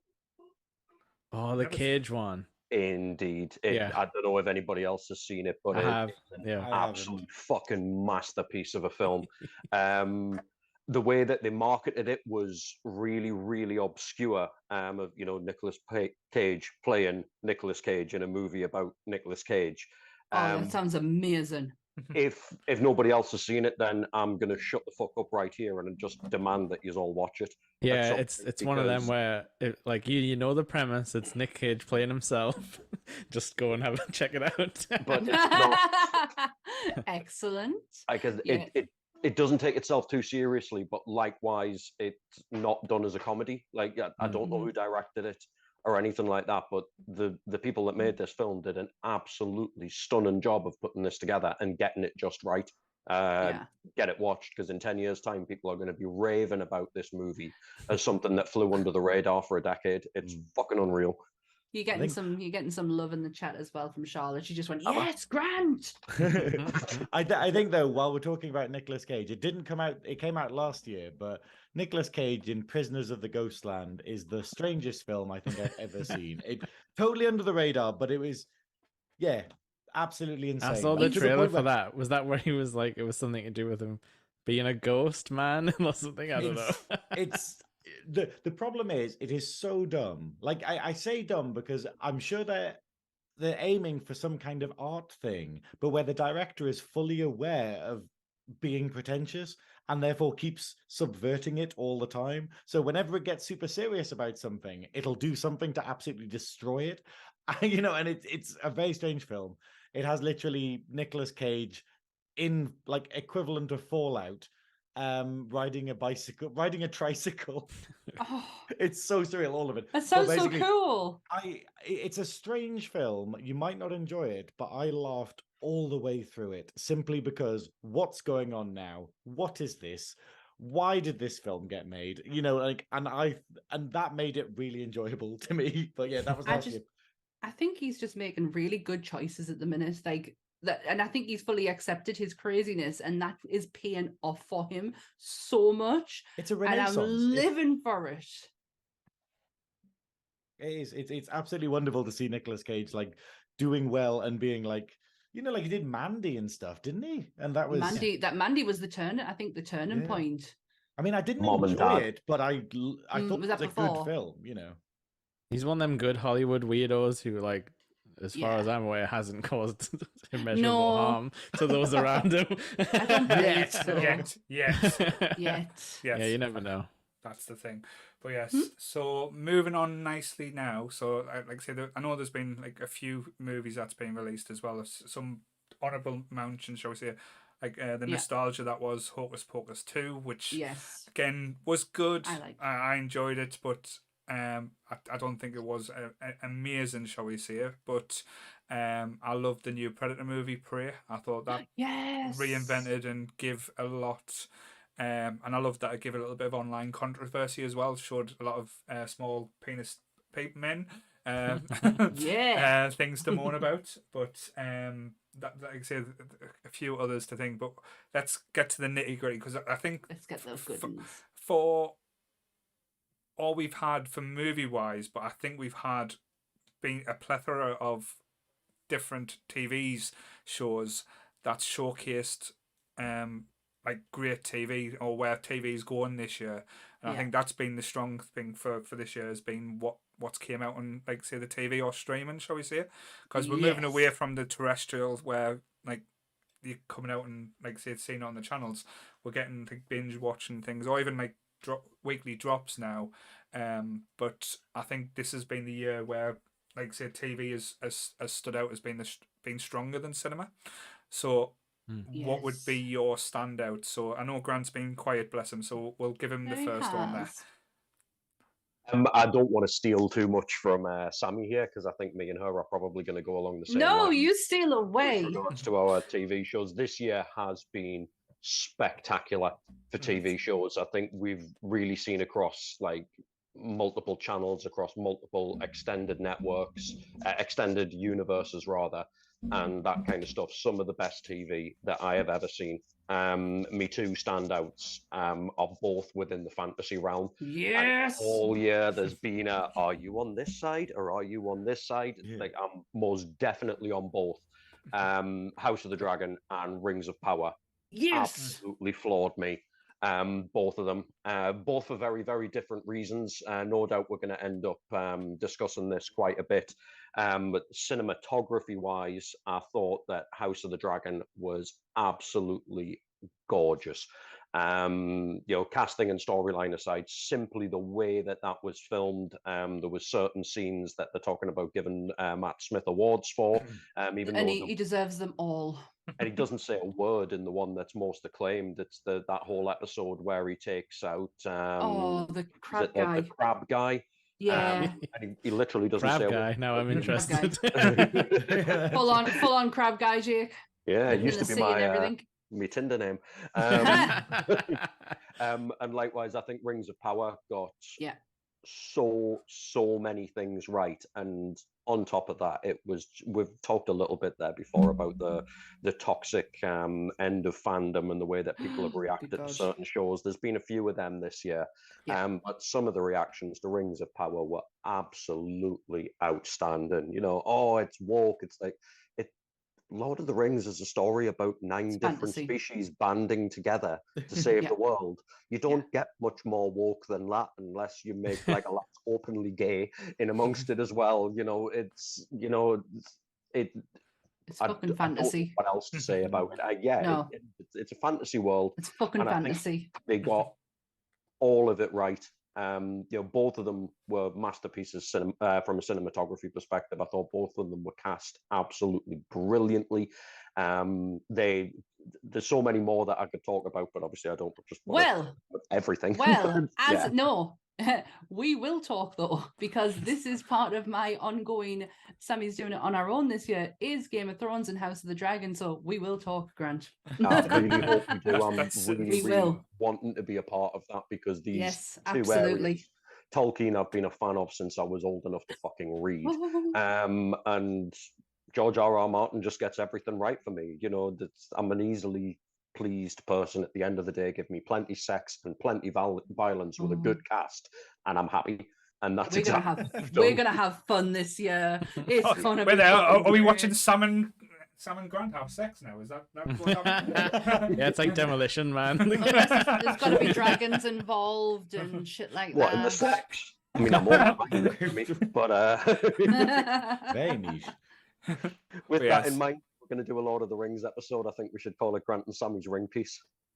Awesome. I'm in for that one. Don't let Grant name any of the shows. I'll not make the usual jokes about the Lord of the Rings. I know, like I said, it's not my strong point. That's why Sammy's been very patient, bless her. But we're going to try and give her the platform to do whatever Talk the she shit can. out of fantasy. just because, I'll be honest, I've got no interest in. I know. I only ever talked about Game of Thrones once, and I ended up getting so angry at it that I really got angry. It's something. It was top 5 favorite TV shows, and Game of Thrones is in there, and I went on an absolute tirade. Like, it went on for ages, longer than what it should have. So I can't wait to do a whole series. And let's talk about it, Grant. Oh, absolutely. Was it is it Sam? Was he the guy that was on the charity podcast? Yes. He was on before me, and he did Lord of the Rings. Yeah. No, he did Game of Thrones. Game of Thrones, sorry. I've been intermittent throughout the day during the charity podcast with us being at work, but I caught all of Sam's stuff, and there was so much stuff that he said in his little segment that aligned really closely with how I viewed Game of Thrones. I'd be, if you're listening, Sam, get back on. Come and partake. Fucking nerds. Yes, he is someone I am going to actually reach out to as well, because I could have spent hours talking to him, and I owe him for my Funko Pop, so I will be reaching out to Sam at some point. It's just a story about walking. No, sorry. Oh my God, shut up. I mean, Anyway. Paul, I know you don't really like fantasy, but this year, we've been watching Willow, which is kind of it's kind of like if someone took Lord of the Rings and dipped it into American action movies. and then it came back out, and they're like, "What's this?" Like, I don't know, but it's funny. I like it. It's not. I don't like fantasy. Like, don't get us wrong. I do love fantasy, and like I think you can get fantasy from a lot of different aspects. But yeah, I've read the Lord of the Rings books when I was younger.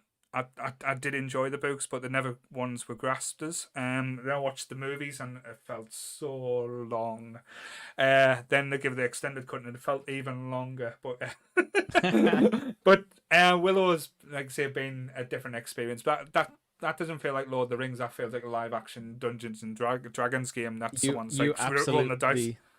You did absolutely hit the nail on the head. Like that Dungeons and Dragons movie that's coming out like this year is gonna have a lot to live up to now. Because so I hear. Like Willow is like, it's batshit insane. It's a full sequel to like the old movies. Like I don't even care about the old movies. But this is like, if you did care about it, like you need to watch this. Like it's weird though, because it's like everyone's got American accents, which like I've never seen in fantasy before, but I'm like, I'm fine with it because it's like I've seen the the prim and proper English version, and then the gritty like more northern accents like Game of Thrones version. But this is like, oh, just let Americans speak their own accent. Don't make them do fake ones. Like let them do what Kevin Costner did in Robin Hood. He could show up for all we know. Possibly. I haven't actually watched it. Which is shocking given how much I bang on about my love of fantasy. I haven't gotten around to watching it yet. Shame on me. It's just funny. There's that much to watch at the moment, but to be fair though, like I say, because I know Jake's mentioned that, but we'll let Jake have about 20 minutes now to tell us his favourite show that he's been banging on about so fucking long about. Go for it, Jake. The mic is yours. I will shut the fuck up. It's mine and Goodwill's favourite show. It'd be so funny if he didn't actually say what we know he's going to say. Yeah, Better Call Saul. I mean, motherfucking Andor. Oh, jeez. Like this, to me, this is like the first time Star Wars has been good since like the 80s with like the first 3 movies. Because like, I was like the quote target age for like the sequels, but I hate like the prequel trilogy, but I absolutely hated them. Like I didn't really understand what, why, where or how those movies happened. I know there's cool documentaries which I have seen, but like I also hate Rogue One. So like Andor on paper shouldn't appeal to me at all. Yeah. But it's given as like a Star Wars story with no Jedis, and I'm normally the first one to be like, oh, I'd rather see like magic Jedis, but like it's written so well that you just like instantly care about the characters, even though it's like it's weird when you first watch it because you're like, this doesn't feel like Star Wars, and that's where the toxic fans have really clumped on to that it's not Star Wars type of thing. But it's you just see such like a different side and kind of like how the universe works. Because like I think Grant, you touched on it. You were saying like, oh, we need like updates because mobile phones, like Hellraiser doesn't make sense. They're trying to make a call from a house phone and nobody can get through. Like people don't relate to that. Like Star Wars is a weird universe where technology has gone crazy, but they've like totally left behind communication. Like it's all about like haulage and like stuff like that. So like you can have those storylines again where like characters don't know where the other one is, and you get this tension where like people are trying to find people and you don't know if someone's okay because like it's not, they can't just call them up or have like a weird hologram video call, because like that's the thing, like they tell you in that show, like it's like the first time you're learning what the Empire has done, like how they've sort of rose to power, which obviously we knew it was fascism. But like it actually goes into like, oh well, they're controlling the technology. It's like, you know, if you're not using Imperial tech, you can't have tech. Like everything's disconnected. Like, but then you're seeing like the Resistance form, and like honestly, like the acting is just so good. Like I care about them all, and I like none of them are like super major Jedi magic people. Like it's just and like everyone loves Andy Serkis. And this is the first time I've like seen him and been like, oh, I get Andy Serkis now, because Gollum's just a weird voice when you think about it. And like when he's in Marvel, he's just having fun, like yucking about, like he's just being a cartoon bad guy. But like in this, he has like, what is it, Goodwill, like a 2-episode story arc, like the Kino, like the Narkina 5 prison arc. That's a 3-episode arc. Yeah, Three so like episode arc. And before you never meet Andy Serkis, and after you never meet him again, and it's like in those like 3 episodes where it wasn't even the full 3 episodes, they just do so much. Like you get like heists, prison breaks, you get a little bit of like flying around, like bang bang shoot 'em up, Star Wars action. Like honestly, it's the conversations. The beauty of it is with Andor, it's mini arcs throughout the first season, and that prison arc, I don't know if you agree, Jake, there was a great payoff to him. Yeah, because he built, didn't he? He built up and he built up and he built up, and then there was a payoff, but it was a twist where he worked so hard to achieve this, and then it was like, oh, and then it just ends. Yeah. it doesn't tell you everything, but not in a disrespectful way where it's like hiding information from you. It just lets you kind of sit with things, and you think, oh well, Andor is never going to meet that guy again, but I don't need the spin-off series to like be like, oh, and here's where he went. I don't need like the cantina books about every single alien like who sat in the background. It just lets you sit with things like a lot, and it's like nice for a TV show to let you breathe. It does what I think Star Wars hasn't done since the 80s, is make the Imperial Navy and the Imperial government fucking terrifying. Yeah. Oh, wow. Because you were always scared of Vader. You weren't scared of the government. Yeah. You just thought, oh, the government was the bumbling idiots. And this sort of like, it's like, oh, stormtroopers, people. This is like, no, the entire fucking government is terrifying, and it shows you the raw guts of the government and what they do. And I don't normally like, is it Stellan Skarsgård? Is he the older one? Yeah. I'm not usually a massive fan of him, because I think they always hire him in to play like, oh, it's the weird scientist, man. And he like explains he explains the plot. But he has this like monologue like about why he's like part of the resistance. And like you just like sat there in silence, and it's like Goodwill said, it's tense, but it's also just like, oh, I need to pay attention to this. Like it commands attention. Wow. There's like a funeral scene towards the end where like for the first time you hear like actual musical instruments, because it's very synth based. It's not like John Williams. Mm-hmm. There's like a funeral with this procession of real instruments like in the show, like that are walking along. And I just sat there in silence for about like 20 minutes, just staring. I was like, this is like incredibly compelling. And then it had like a cool ending as well. So like not like a twist or anything. It was just like, yeah, you did it. What was it, like 9 episodes, or was it? Did they have 12? No, it was 12 episodes, because me and you just kept talking. He was like, "Have you watched it? Have you watched it?" Yeah. But it was like the texts were getting increasingly insane, just being like, Andor, like those. Yeah. Like they weren't even talking at a certain point. I think for me, from a production standpoint, from being in that world, what I greatly appreciated, and I don't think a lot of franchises do this. This is obviously set 5 to 6 years before A New Hope, which was, this was filmed in 1976 with 1976 fashion and hairstyles and sound. This absolutely nails 1970s color schemes, fashion, and music. Because like Jake said, there's a lot of synth, but it's not 80s synth. It's late 70s synth. And there's a lot of that in some of the panning shots of some of the worlds, and you get that and you're like, oh my God, this is perfect. But it's the tiny, tiny little details throughout. So like like a plastic is sort of like that creamy tan 70s shitty plastic. Like someone's been smoking next to it. That someone's had a few B&H's, and it's like, here, get this coffee down here. It looks filthy at times, It looks filthy, but the characters, they've got real 70s moustaches, 70s side. Bit like yours one there, sir. Sorry. 70s quiffs. And it's like they want to represent a very specific period in Star Wars chronology and Star Wars lore, and they done it to the minutest of details. Yeah. and it builds. It's a world. It's an era that is established, but it's not a world that's been fully fleshed out outside of Jedi's and stuff.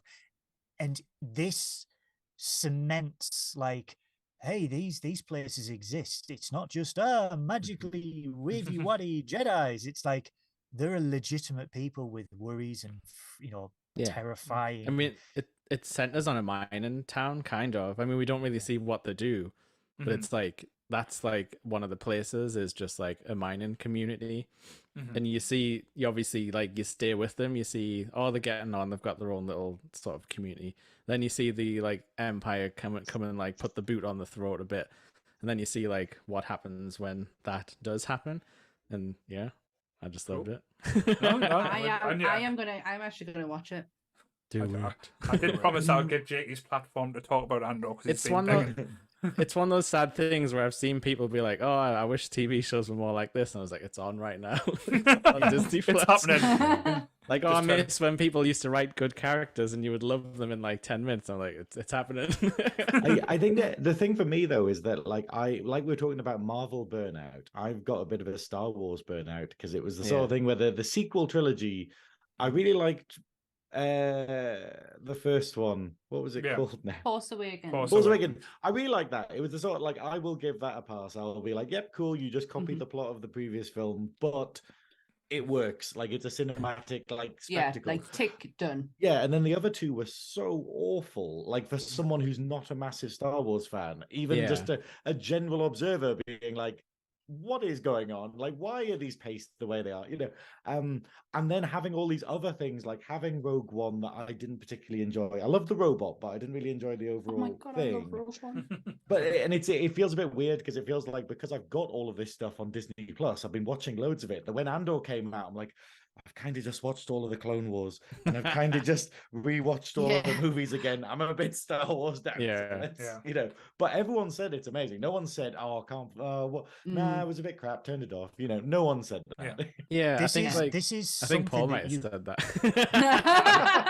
I think I described the first episode as it felt like an 80s British cop show. It's and I very just couldn't get over that. Yeah, love that. This is a show where if you have seen nothing but the original trilogy, you can pick up and immediately get, understand, and build that world for you. Yeah, I got vibes of the Bill from it, so. Watching that then. I love the Bill.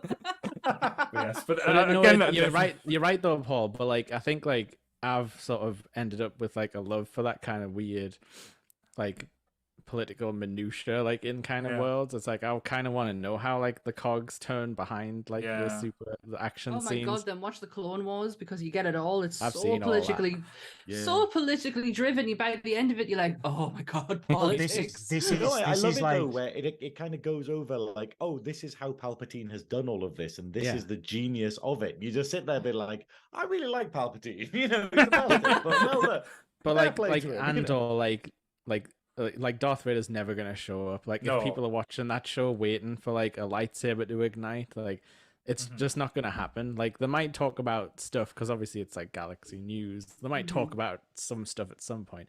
They do name check the Emperor, which was quite interesting. Like they're saying like, oh, the Emperor's like doing this, and I'm like, oh, are they gonna show him? Like, but they did like that's the thing. Like nothing like that. It's not gonna be the fan service thing. Yeah, it's all like they're going to totally get is that they're going to get the employee sort of like calendar at the end of the year, like where they send you the free calendar and it's like the Emperor sort of chilling out and stuff. And mandatory, like... put it on your desk. That's well done. But just make the argument with on Clerks a bit mute with it as well. Like say about the people on the Death Star, where the subcontractors where they're working, but like as you said, the Empire probably is like forced slavery or forced into work. You actually find out that almost that exact answer in this show. You did in Force Awakens. They wrote it into Force Awakens as well. It was it was J.J. Abrams' present to Kevin Smith that he wrote in about the workers that get mentioned in Clerks. There was a bit of it in Mandalorian as well, wasn't there? Like, yeah. But moving on now, because I think we've spent too long with that one now. And I'm out of oh my god! I am going to watch it though, Jake. I have been. It's not that I've been putting it off again. It's just so much to watch, and One it got put more. on the back burner. But I One will more watch it. Convert. The rebellion is rising, but yeah. I'm gonna jump in because I want to talk, because I think it's quite interesting, because seeing that I know I'm not painting myself in the right light for saying I don't like fantasy and stuff, but this year give us the biggest fantasy film that we've ever had. Ticks all the boxes, and I would say it's probably been my favorite TV show, fantasy wise, ever. And I've never experienced anything like it. It took us everywhere, and like it taught us lessons, and it dealt with subjects in a funny way, in a brutal way, but also in the most beautiful ways as well. I've never known an episode about death that like had me in the grips of his hand, and we did an episode on it. The Sandman was the show of the year for me. And Yes. I thought you were going to say Resident Evil, and I was like, I I'm didn't know leaving. where he was going with that, and then I was like, oh god, Sandman came out last year. Yeah. Like absolutely, like we knew it was going to be something good. Like we knew it was going to be good because of the people who were involved and the care that was taken over it. But wow, I was not expect, like I've watched like say I've loved shows like Stranger Things, like took us on a ride, but I've never been so emotionally like just torn apart and put back together by a show, and I loved the cast in this as well. Like every single person to a T. Either the ones that were scary, were absolutely terrifying, and the ones that were not meant to be as terrifying, but like still had the things like they're going to a fucking serial killer convention, and it's got like serial killer like a Kellogg's one was just hilarious. But emotionally, like I didn't expect to be as emotionally drained after this as well, because I actually, after I watched it, I felt a hole. I was like clamoring, and when they give us the 2 extra episodes as well, like it's like, oh, you thanks for watching, here's 2 more episodes, and you were like, this is brilliant.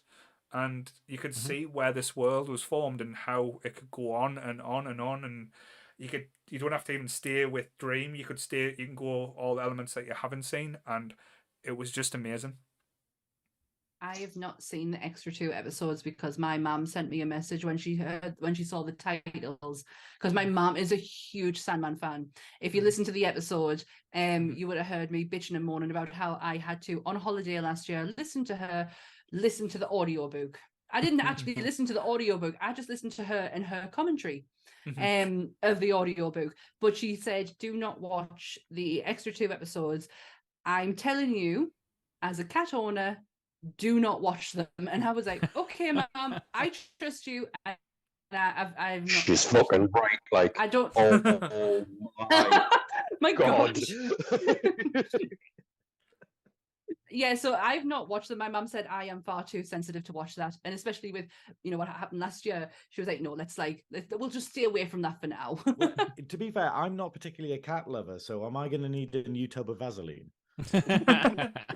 It's more Ask just like Goodwill. You'll be threatened actually by it. Sorry, Oh, Goodwill. I'm so sorry.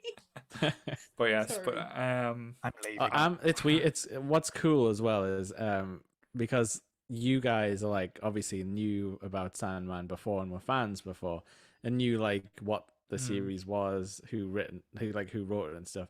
I came in totally like sight unseen. Like I'd heard of Sandman, but no one had ever explained to me what it was and why I should care, other than like it's good, it's a DC comic. That's all I heard. But like, no, I'm the same. Paul absolutely loved it, and it's awesome that like someone like me can just come in and not know anything and have the same ride because it was just written so well. Like you don't need to know anything else. Like I don't think. Other than probably getting hints of who was coming next, I'm not sure you guys got more out of it than me. But it was just like a wild and awesome ride. I'm very much the same as you, Jake. I wasn't I know who Sandman is, and I know my husband's a huge fan of the books, and obviously my mother now.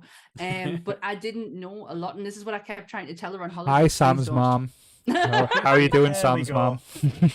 Someone has already said in the chat that you've been dying to do it. And honestly, if when Sandman 2 comes out, I really do think my mother would come and join us.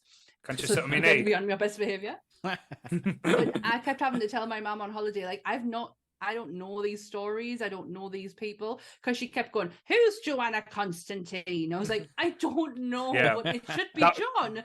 That was the only confusing thing for me. Like that change, I don't understand why. And like again, it didn't make anything worse or bad. It didn't improve it though. That was always the thing.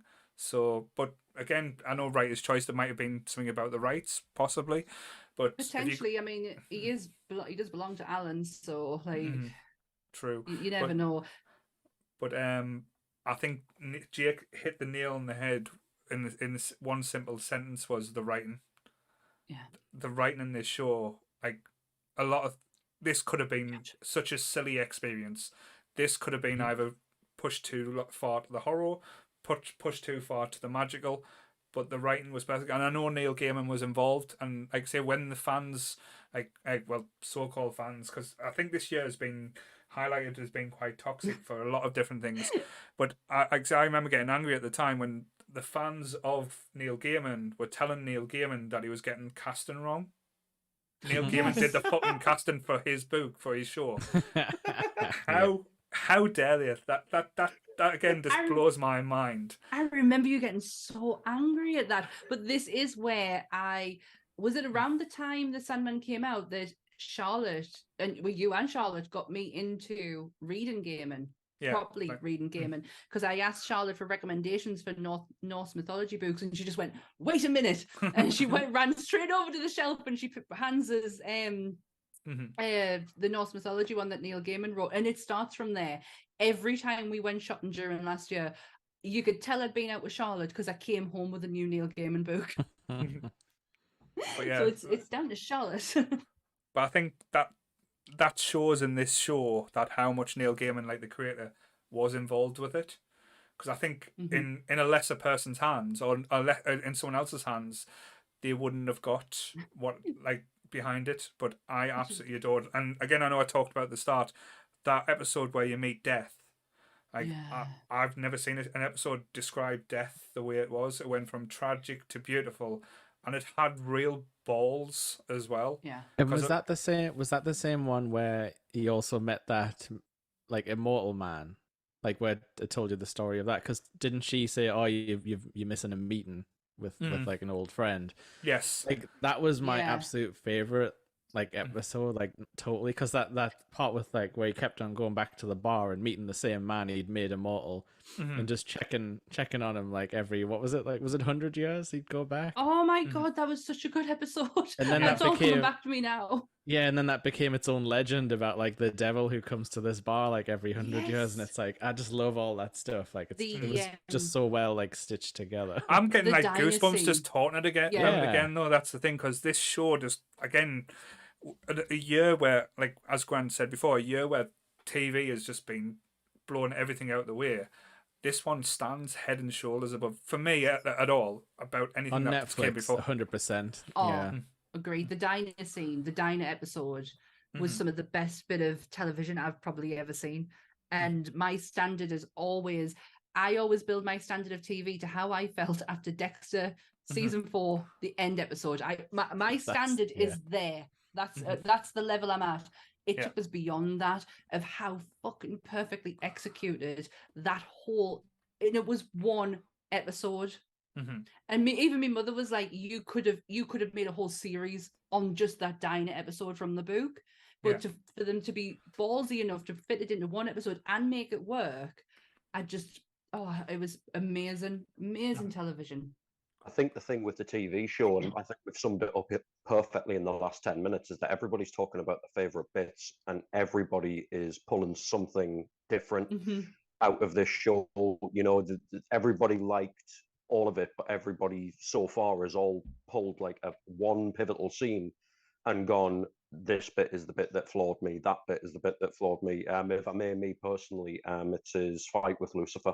Oh, that was so good as well. That was so clever.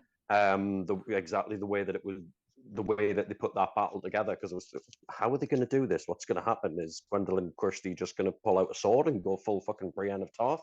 You know, Get in. get some kind of, you know, pseudo biblical element as to how a fallen angel is going to fight. and the way they did that, I was just like, all right, wow, that's something really, really special. And I'd much the same as what Jake said. I'd never so much as set foot in this universe, and it completely enthralled me from start to finish with zero knowledge of what was going on. You know, story about the Sandman. I was thinking, oh, it's going to be an offshoot of Rise of the Guardians with my little Sandman. It's not a million miles away from Rise of the Guardians. No, not far. Not too far away. Connecting the dots. But Gwendolyn Christie was, and to say she said she felt more beautiful on Wednesday, nah, I'm sorry. Her in that latex, fuck me, she looked amazing. She was like captivating as well. Like, you know, like you couldn't take your eyes off like the acting that was coming out of her in that show. She is utterly, she is so beautiful. I love that woman so much. From the minute I saw her as Brianna Tarth, I fell instantly in love with her. She can do no wrong in my eyes. It's where I think they did really, really well with the casting of Satan as well. You know, there's been a lot of very, very iconic actors play Satan, but going back to your, you know, your biblical kind of sort of standpoint with Lucifer is, you know, it's supposed to be the most beautiful of all angels, and a lot of people have done Satan and either made him or her, whatever, you know, kind of too monstrous or sometimes not monstrous. A man in a suit. And with the horns. How Lucifer is supposed to look quite right. You know, the fallen angel is supposed to be the embodiment of beauty and power all rolled into one, and that is exactly what you get with somebody like Gwendolyn Christie. Is you've got beauty and you've got this powerful nature because she's quite a, you know, she's quite tall. a large lady. She's very, very tall and what have you. It's, you know, I think the only other person that could have maybe pulled it off historically would have been Grace Jones. Fuck yes. That's an interesting one. Fuck yes. But would have been a Grace different Jones presence, is crazy. Yeah, that's true. That is true. Here's a really nuanced role for you, and Grace Jones is like... She wouldn't have done it. Grace Jones wouldn't have settled just with like the mind fuck. It would have been like, I'm going to beat the shit out of you now with my shoe. Roll up to the bumper, baby. It's fun that we talk about all these amazing shows that I haven't watched, and I'm like, oh, I don't have time to do that. You know, like, oh, I don't have time to watch, like, you know, the Sandman. Don't have time to watch Andor and stuff. Yeah, I did watch for the first time the Grace Jones movie Vamp from the 80s. Excellent. Dear me. It is awful. Yes. It's very strange as a movie, and the fact that you're like, Grace Jones, what are you doing? Like, what is it? I know that you're not on drugs, so why? It's just life for Grace Jones. That's all it is. It's just life. I don't think she realized she was in a movie. Yeah. It's just like, we'll just film her. To see how she reacts being a vampire stripper. Oh, yes. Yeah. So, Goodwill, you've been very quiet, so we'll go to you next there. I think mine's probably going to be the most predictable. And Charlotte says if you don't say it, you're getting your suit taken off you. Gonna get his little pips taken off his collar.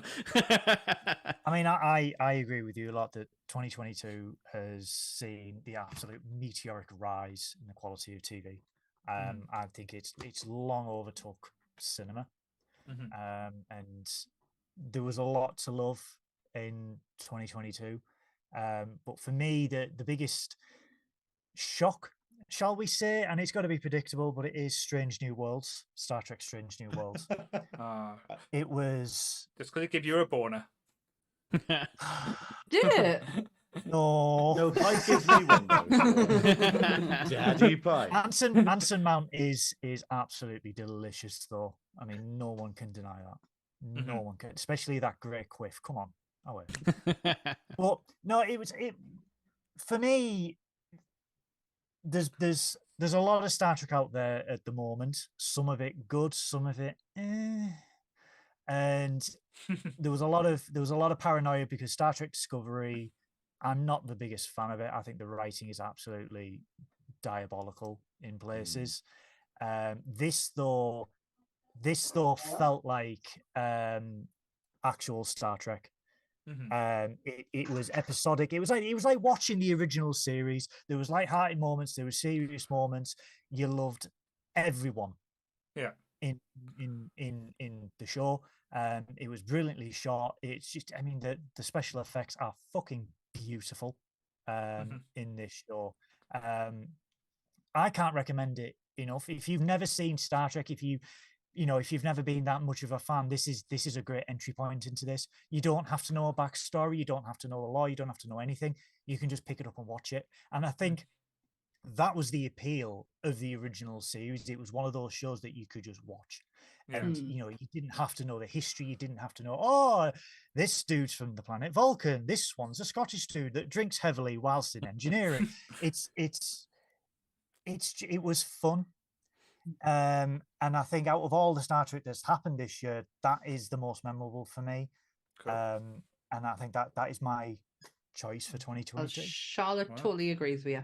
I think she's agreed with everyone so far. That's good true. to know, She's not really said a bad word tonight. because Picard was just weird. Was that this year as well? Like the last season of Picard. Season 2 of Picard was. It wasn't. It was all right. Better than season 1. It was better than season 1. Yeah, but I think they brought in the old guard from the Next Gen era, from DS9, from Voyager. They brought in the old guard. They were like, "Hey guys, you can't really do this because it's." They brought in the people who actually know the shit. Yeah. And a lot of people. I mean, someone who I know who worked on season 3 has said that's when it's like hitting its critical mass. That's when it's going to feel like actual Star Trek. Whether or not it does is to be seen. But for me, Strange New Worlds was just a breath of fresh air. It had what Star Trek should have always had, and it's that optimism, that hope, that light that people, when they think of Star Trek, they're like, oh, it's a future for everyone, and that's what Strange New Worlds had.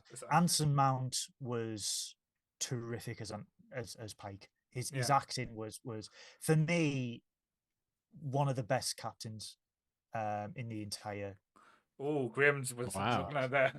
Oh no, it's one of these things though, where it's the fact of like, because the thing that I found was bad about Discovery was that it forgot that Star Trek is all about an ensemble cast. Like Star Trek is all about all the characters don't need to be there for it to be a good episode. Like, where it just goes, you'd think Picard is the main character, but he's not. He's the captain. You'd think that Anson Mount, despite being amazing, it's like, but you have to make it about the rest of the crew and have them have their own stories and backgrounds, and then be able to do an episode that's just these two without the rest of them.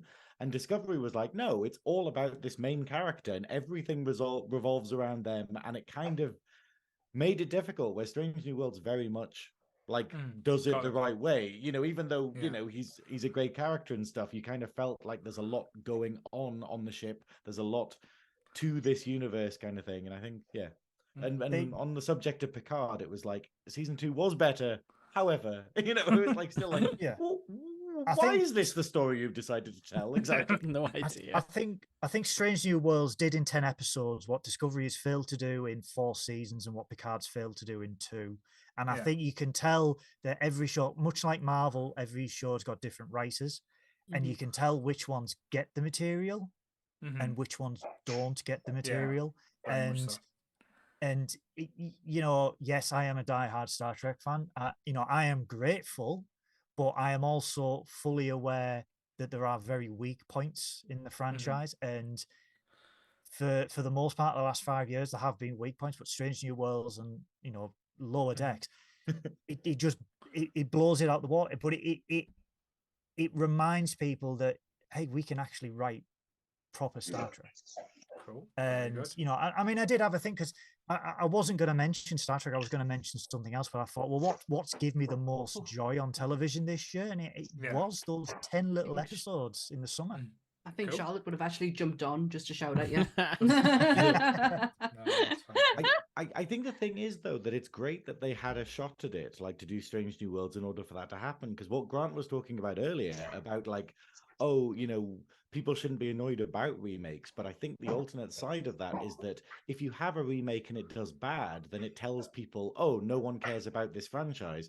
And, and it's, you want them to be good, because the problem is the producers are going to turn around and be like, oh, no one cares about Star Trek anymore. Let's not put any money in that. And it's like, no, people want Star Trek. They just want it done well. Like, and I think that's the thing. It's like, well, lucky the Hellraiser was good, but you kind of go like, it's how long it takes for them to go, oh, we tried doing Resident Evil and it failed. How long will it be until we try again, but do it properly? You know, it's not very long considering we've had like 3 things in 2 years, but still.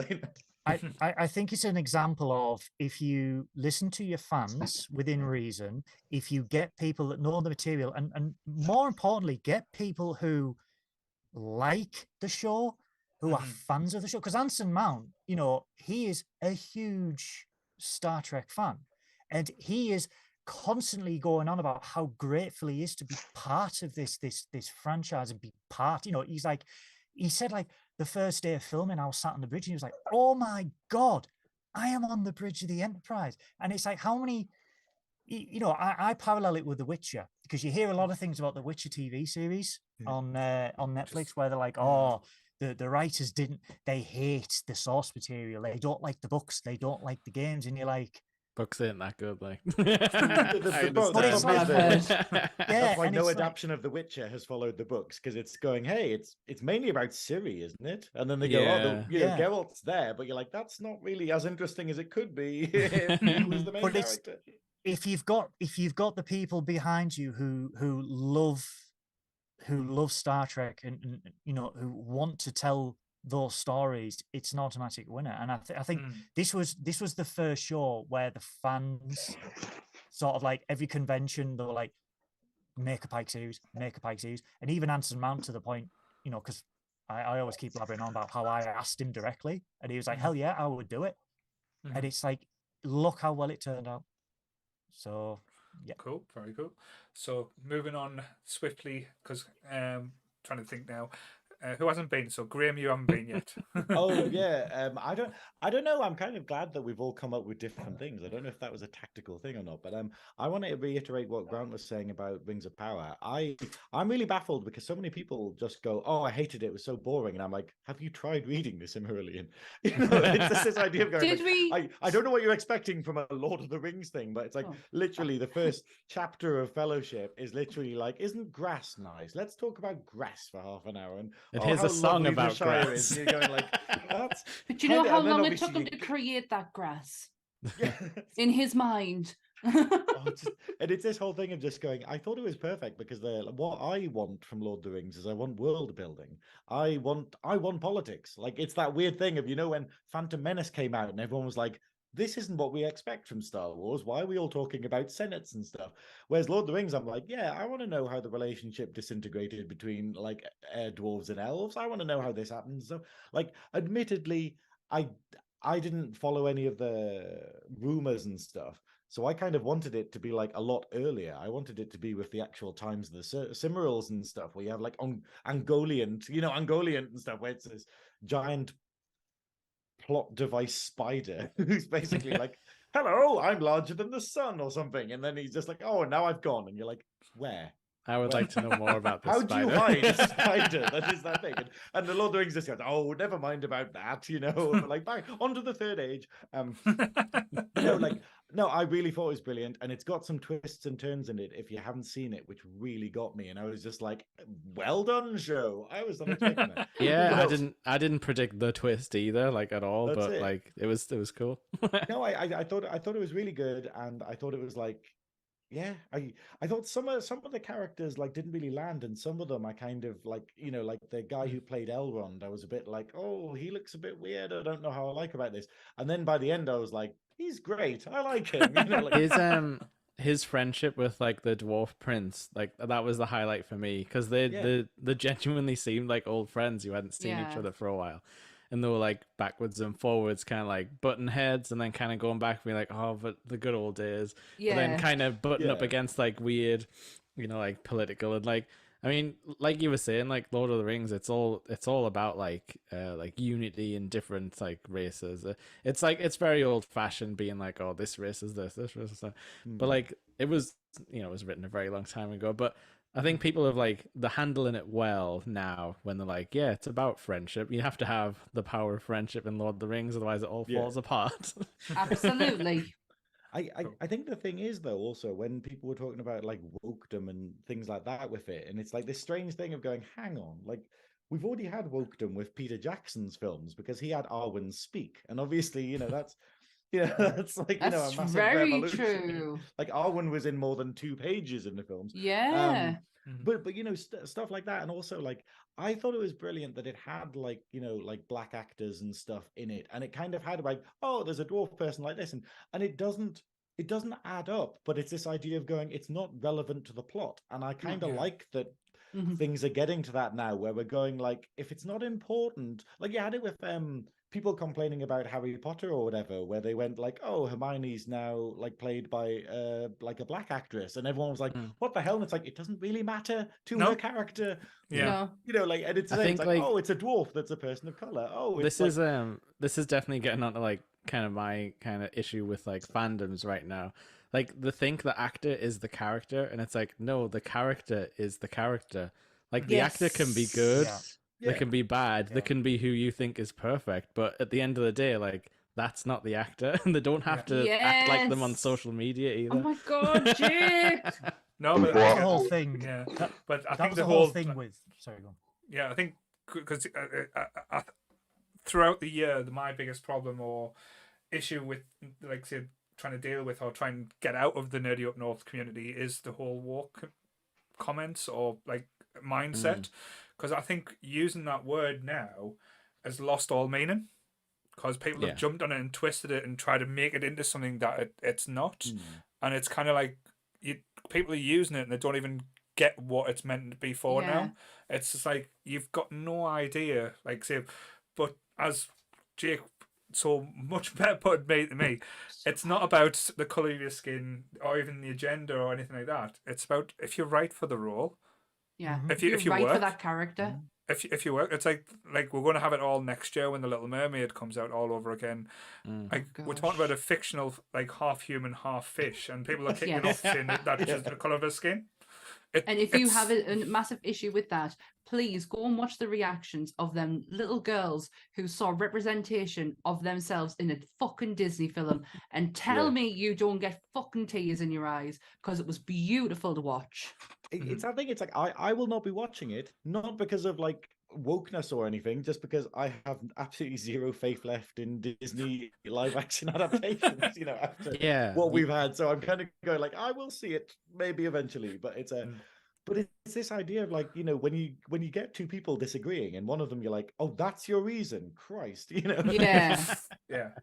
No, not all reasons are created equally. Well, I think that's it, but I think that's the important thing about having discussions about it. But you have it online where you get a lot of people where someone's really strong opinion about something, and then you boil down to it, and you're like, you don't like it because you don't like it. Well, that's okay, right? Cool. Well, that is such a strong argument. Cool. However, it's. Yeah. The other thing, obviously, talking about Rings of Power. Obviously, I'm surprised no one's mentioned it, but Wednesday,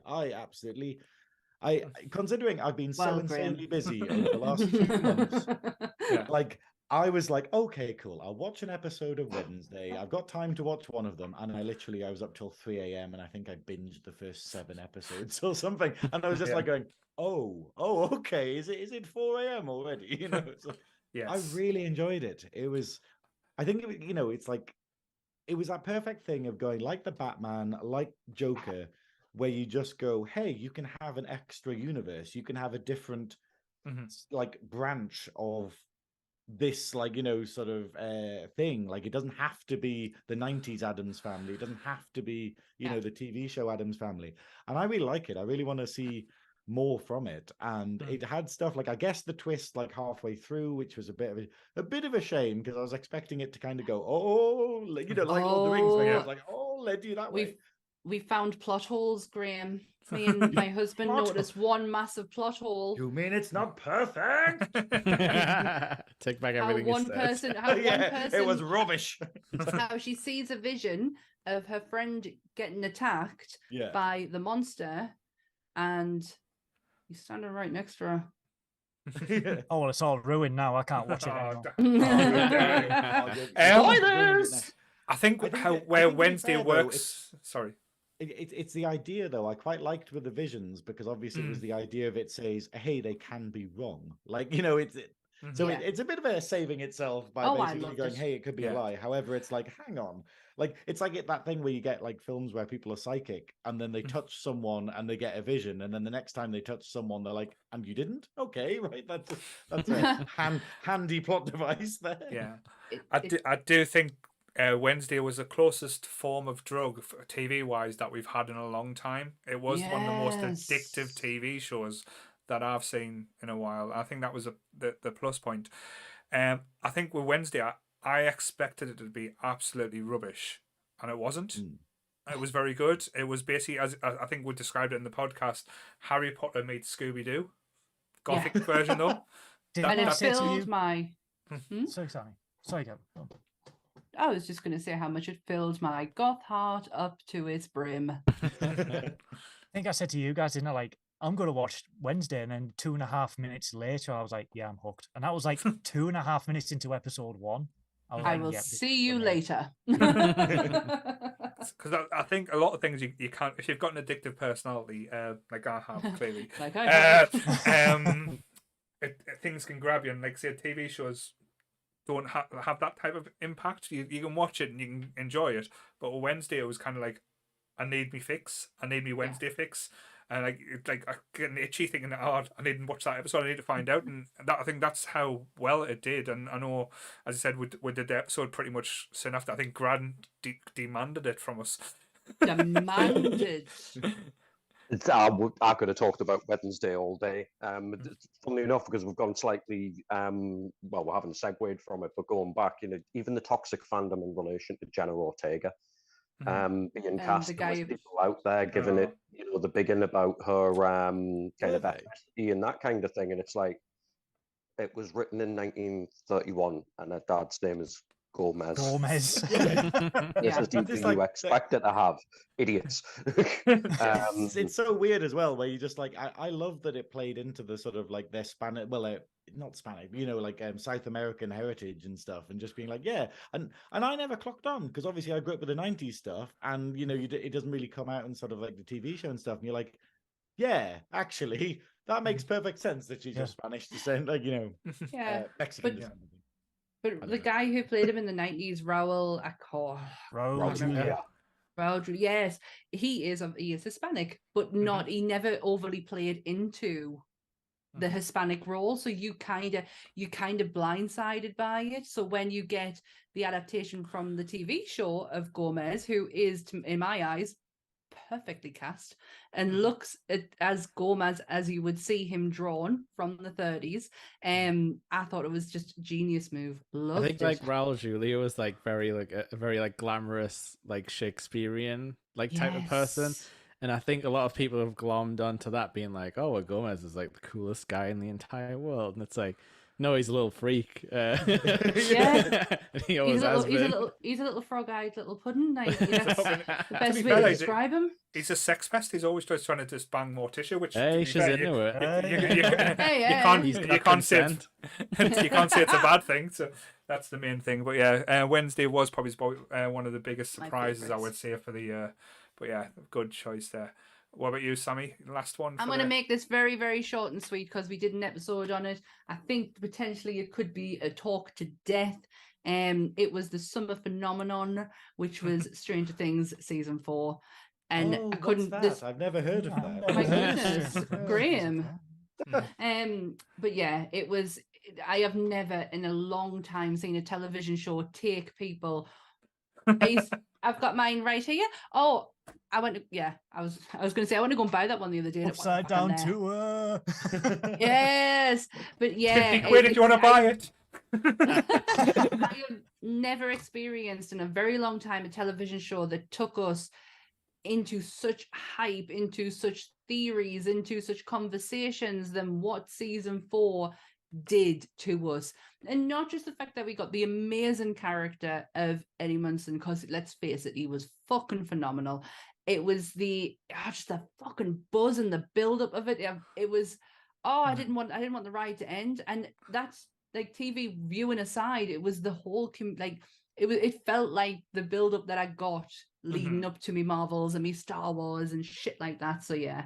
I'll keep it short and sweet because we did a whole fucking episode on it. Oh no, I don't have to. Like I say, it was like I say, once in a lifetime TV show that came around. I don't think there'll be anything like it again. They've got to stick the landing now, though. Like there's a lot of pressure on the last season. I think I think the hype's gonna drop off massively because I think Jake, stop it. No, I just mean because you know what, like nerd people are like, they whip themselves into a frenzy, and then as soon as something doesn't go the way they want it, they're like, I hate this now. When can you? And I never liked it. When can you remember a time like we were what we were like in the summer when this came out? Like from the very first part over with, and then we're like just theorizing and working out where we're going to go for the last 2 episodes. And I know people said like it may have dragged on a bit for them. Personally, for me, I could have watched fucking more of it. But I just loved that time. I loved that energy into conversations, and it wasn't bitchy conversations, and it wasn't nasty ones. It was just I bitched a bit. That's why I wasn't on the podcast. But no, it did actually make me, the hype and like the good things you were saying, it did actually make me pick up in middle of season 2 where I'd left it off randomly, and Netflix remembered, and I was like, I'll just start from where I stopped. Yes, Netflix always remembers. And I was up to date by the time of the finale. I think like by the weekend the last 2 bits came out. Well, I think my 2 cents about Stranger Things season 4, it's weird because obviously everyone loved it and a lot of people joined then, but I still think season 1 is the best.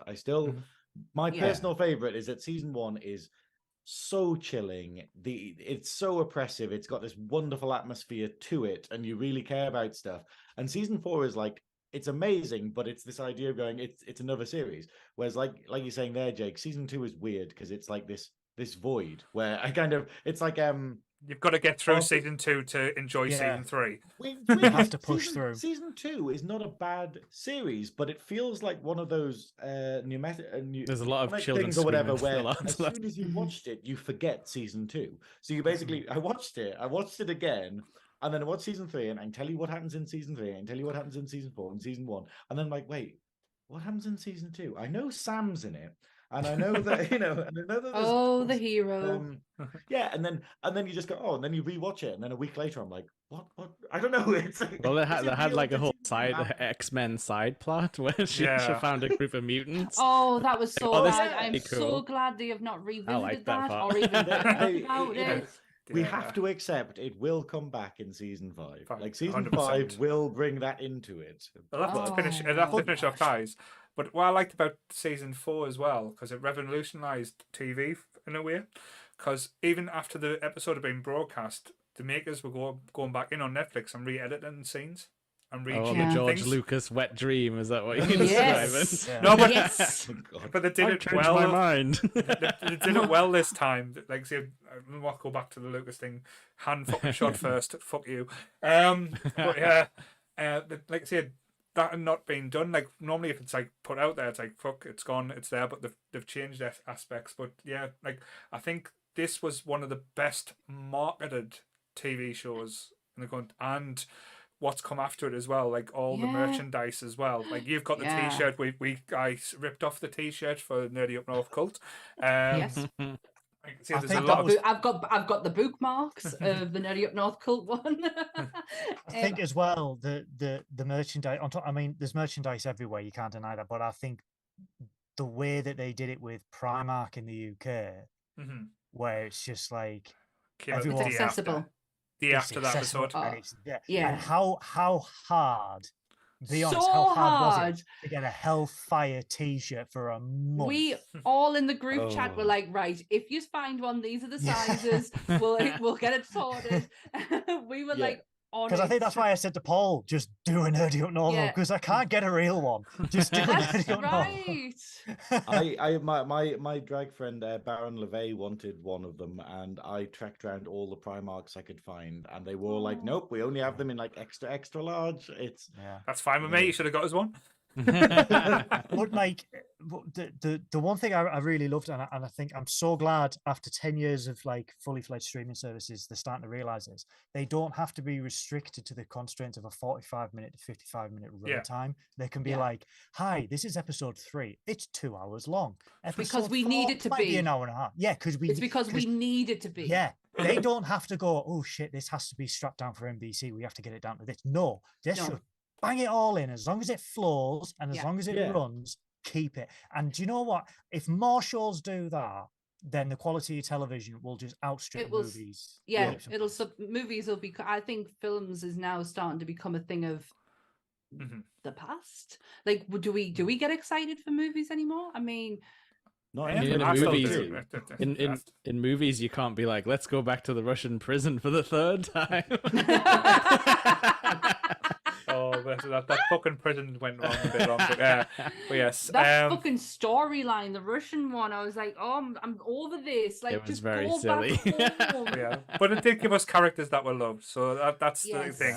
that's But true. it'll be interesting to see how they end it. Yes. That's because they've got to stick the ending now. If they fuck that up, they've ruined with pretty much everything. But They've ruined my life. one of the things I want to ask as well, because like I say, with it being a year review, has there been any surprises this year for you that you didn't Peacemaker. Peacemaker. Yeah. Was it just a We did an dance episode song? on that too. Just James Gunn given the reins to a TV show about Peacemaker, and no Yeah. one thought it would be any good. And holy shit, was it amazing! John Cena. John I- Cena lip syncing into a fucking vibrator, man. That has got to be probably the highlight of my life, not just the year. That scene, I was buckled. It takes a lot to get me like uncontrollably laughing out loud, and I was in fucking kinks for about an hour after seeing just that one little bit. It was brilliant. And I could see him then. I could see him in these little tiny whiteys. Nice. But yes, Pacemaker was like up there. Like, give us the like. Say, I love it that the band got dropped by the label that, like a month before Oh, they Wigwam. released. Yeah, I have- released, and then it blew up big style. I thought that was like a nice little happy story. But like I said, a DC character that shouldn't have worked, that no one really give a damn about, and it shows you can do superheroes, and it doesn't have to be about Batman. It doesn't have to be about Superman. It doesn't have to be the big ones, as long as it's done well. Yeah. I think the thing is though, it's like you've got DC, like, obviously controversial at the minute, but I'm kind of sick of DC trying to make a universe. I know they're trying to do it, and they've got James Gunn in, and they're gonna reboot the cinematic universe, and I'm just like, yeah, but the whole problem is that you're going to it like it's going to be a universe, and that's not what happened with Marvel. That's No. like Marvel basically went, here's Iron Man. Oh, that did really well. We'll make a sequel. Oh, we'll make this other one. Oh, wouldn't it be fun if we tied this bit in? And it feels more Generic. organic what happened. Yeah. Whereas DC have gone like, oh, we're going to make the Justice League. And you're like, you can't make the Justice League before you've made all of the films to do with the characters in this. Otherwise, and then the Justice League was what it was. Like, Well, whatever you think of the let's- Snyder Cut, it doesn't work as a film, I feel. well, let's just see what happens, because the three big uns, Gal Gadot, Henry Cavill, and Ben Affleck, are suing DC and Warner Brothers for contracts because of their movies being scrapped by James Gunn. So let's just see what Whoa. happens with that. like Batista said in the holiday special, like, oh, actors. To be fair though, That was so funny. Affleck's gonna get paid, bitch. Yeah, that's it. Affleck's not going about his contract over Batman. It's the promise of directing a Batman Yeah. movie, Yeah. and 'Cause he was he's gonna had that do- stripped. He The was Arkham going to do Asylum. like a Batman movie, and Yeah. then they just went, "Nah, we're going to go with this Yeah. the Batman thing." Yeah, his version was yeah. going to be the script I think it got leaked was going to be the Arkham Asylum. It was going to be Batman yeah. locked in Arkham and trying to get out. No. Oh, the Grant Morrison one. I love mean, that comic. the thing is with this DC stuff, I'm a massive DC fan. Like I was saying, I don't care about actors. Like Henry Cavill is a man; he's not Superman. Like I don't care who plays Yes. him. But like they're doing My Dream. They said they were gonna make like the animated, like the DC Yeah. animated series into a movie, and I'm like, yep, you've got the blueprint. Like I've been saying for years. Just call Paul Dini and be like, "Can we buy your stories, mate?" And Cool. I'm sure he'll be like, It's a- "Cool." Yeah. But yes, It's amazing how the animated movies are far and beyond better than the actual live action ones. I mean, if anyone's like jonesing for Justice League, just like go watch the Justice League and then Justice League Unlimited that was on Cartoon Network. yes, Torrent it. Like, it's just great, and you get to meet all the characters, and you'll be happy by the end. You It will. actually I've rounds watched off it. the Batman story as well. Like at the end of Unlimited, they were just like, "Oh, let's do our last episode of Batman." Like, okay, I If you liked want to it. just watch something with Arkham Asylum, just play Batman Arkham Asylum because it's yeah, fucking it's good enough. perfect game. Yeah. Oh, Like, read so- the comic. Read Yeah. the comic. It's very good. But So- I think my point is that when you try and make a franchise, you mess it up, kind of thing. It's better to be like organic. Like I would happily, if they tied the Joker movie with the Batman somehow or something like I'd be like, yeah, and then that could naturally all do it. But now they've kind of gone, no, we're going to make our own thing, and then they can run separate. And you're like, but they might be more successful than the thing you're trying to. And I feel it might be that way. I feel like the sequel Yeah. to the Batman might be more popular than whatever James Gunn puts out. But obviously, I Well, want to we share shall- Jake's optimism that it might be brilliant. We can Yeah, only we wait shall- and see. We shall see. But any other surprises for anyone else other than Peacemaker? Not that I can think of. I'm Not going to that I say, can think annoyingly, you might not all have watched it, but Curveball, RuPaul's Drag Race season 4 of the Yes. UK stuff, which Mhm. was television, so it is relevant. Yeah, so- yeah, I Yeah, enjoyed watched it. it. Really good. It was I really watched- good. Like I've I heard watched from- it. It was good.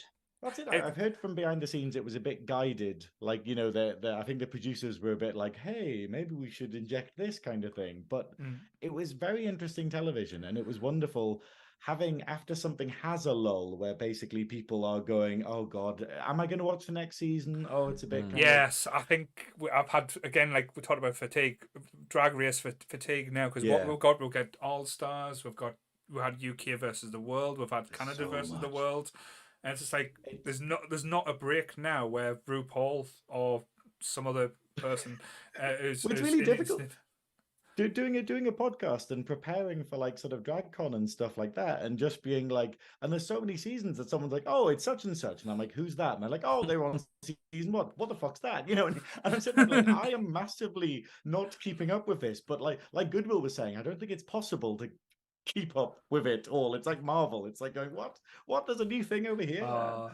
Because I just wanted to shout out that I thought it was a very good season, and it was wonderful having a community of people, especially in the gay community, like hanging out and going to viewing parties and stuff for it, and everyone talking about each episode and stuff like that. And it was like, and me sitting at home on TikTok watching said viewing parties like a sado that I am. But yes. that's weird. That's like kind of meta. That you're It's kind of, so meta. It's like I am watching. Gogglebox, but for gay Yeah, Gogglebox. I am watching Queens in an Audience, then said watch program that I have already seen.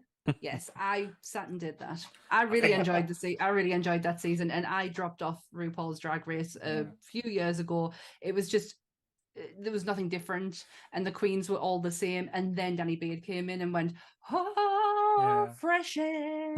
Yeah, I like this one because people thought they were better than they were in this season, and when they got found out, you could see the confidence drop a little bit. But my like, because normally I watch all of them. Like, say, I'm all for Road Drag Race, but the Australian one was terrible.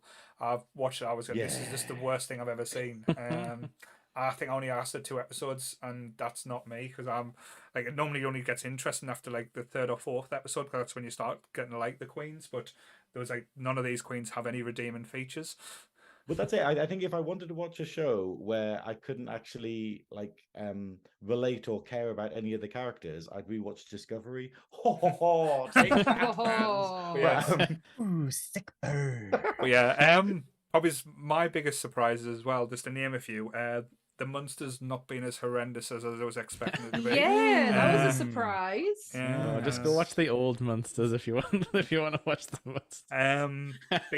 Getting a resurgence in like the gritty grindhouse horror in X, that was a big Yes. change. Like say, seeing like the porn industry exposed a little bit, it was quite funny in that. It was awesome. But Pearl was not very good though. I haven't watched Pearl. No, I didn't. It's watch not Pearl. very good. But It's not like X. But the big show for me, and again, I know I've banged on about it the last couple of episodes before we've started, It was the best British reality TV show that's just basically a live action Among Us, The Traitors. So I enjoyed it so much. I binged watched the Australian one over Christmas, and the Australian one is even better because they are a lot smarter than the UK people. So they figure stuff out. And again, I'll not give any spoilers if anyone's interested, but the premise is basically people get picked to murder people during the night. So you get to, and then during the day they've got to do tasks to earn money, but you've got to work out who the traitors are. So you've got the UK one was 12 people, and I think the Australian was 20. So they had 3 traitors on the UK, and then 4 ones, I think. But they're so conniving and backstabbing, and honestly, it's trash TV. Like RuPaul's Drag Race early series was trash TV. This takes it to a new level of bitchiness and nastiness, and honestly, I was there for it and I loved it. But anyway, even if you don't like Claudia Winkleman, she is an annoying cow. But watch the show. Watch the show. It is absolutely hilarious, and it brings out true human nature. That's the thing, and how people react and the paranoia is so fucking real. It's hilarious. I can see you put it on the banner as well on the video. I knew he was going to bring it up. I'm going to watch it because I've been loving this like renaissance of like absolute trash reality TV. It's like being back in the 2000s again. Like Real all that world. Married at First Sight Australia and like crap like that. God. It's like, it's insane. Like the Australian production companies are getting up to some, it feels illegal at times. Like it's hilarious. Like they sit in the room and this guy's like plotting to kill people on that evening, and like they're talking about saying, "Oh, this person, I trust him with my life," and he's just sitting there going, "Yeah, I would never do that to you," and he's just like, "You fucking cunt." But you end up like, see, we watched the final episode, and it got like I made a post on the page, and a few people as well. Like I was screaming at the TV, like standing up saying, "Don't you fucking trust that little bastard? He's playing you like a fiddle." But it's so emotional. It's so well done, and again, as Jake said, it's proper old school trash that we've not had in a long time. And there's I think the next one is going to be an American and a celebrity one soon. The celebrity one will be awful. The celebrity will be awful because, like I say, but it's just the fact that normal human beings are trying to fuck each other over for money, and it's just hilarious. But yes, so that was my last little tidbit. Awesome. So we're going to wrap this up and say our goodbyes. Grant, I think Grant put his hand up. I saw it. Oh. I just wanted to chuck one more in there in relation to one that surprised us, and because we spoke a little bit about toxic fandom, I don't really think we can not talk about it because it went up against toxic fandom with a level of savagery that I don't think TV's ever done. She-Hulk. Yes. Oh God. And Miss Marvel, She-Hulk and Miss Marvel, both Marvel standouts for this year, I think. Yeah. I absolutely adored She-Hulk. I wasn't familiar with the comics or anything like that, but when I seen it advertised, I was like, "What? So it's Ali McHulk?" Pretty much, yeah. That's a really good way of describing it. But it was the fact that they preempted all of the shitty, awful internet reactions to what they were going to do.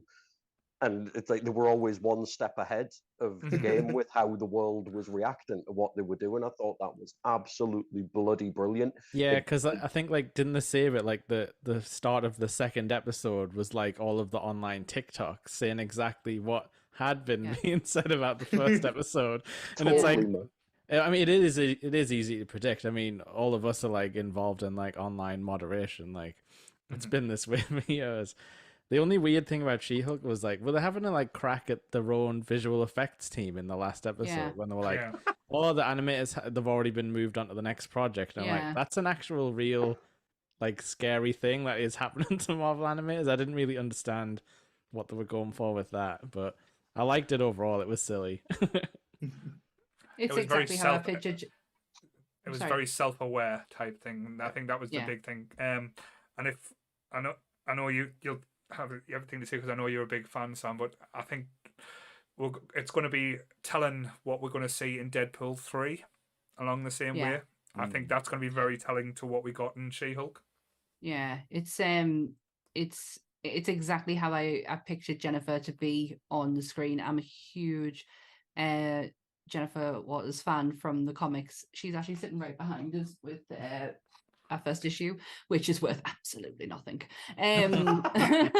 But she is exactly how I imagined her to be. The visual in human form and in Jennifer form, I absolutely loved it. I wasn't even cross at the CGI and how she looked.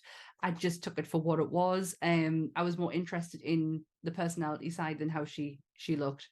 She's always going to be, it's tall, green, long black hair. Like, but yeah, I absolutely adored She-Hulk so much. I liked it how they sexualized her a bit as well. Made cause they've not done Fuck that with yeah. the Marvel. They've not done that with the Marvel character in this. Like we've got a superhero that's horny.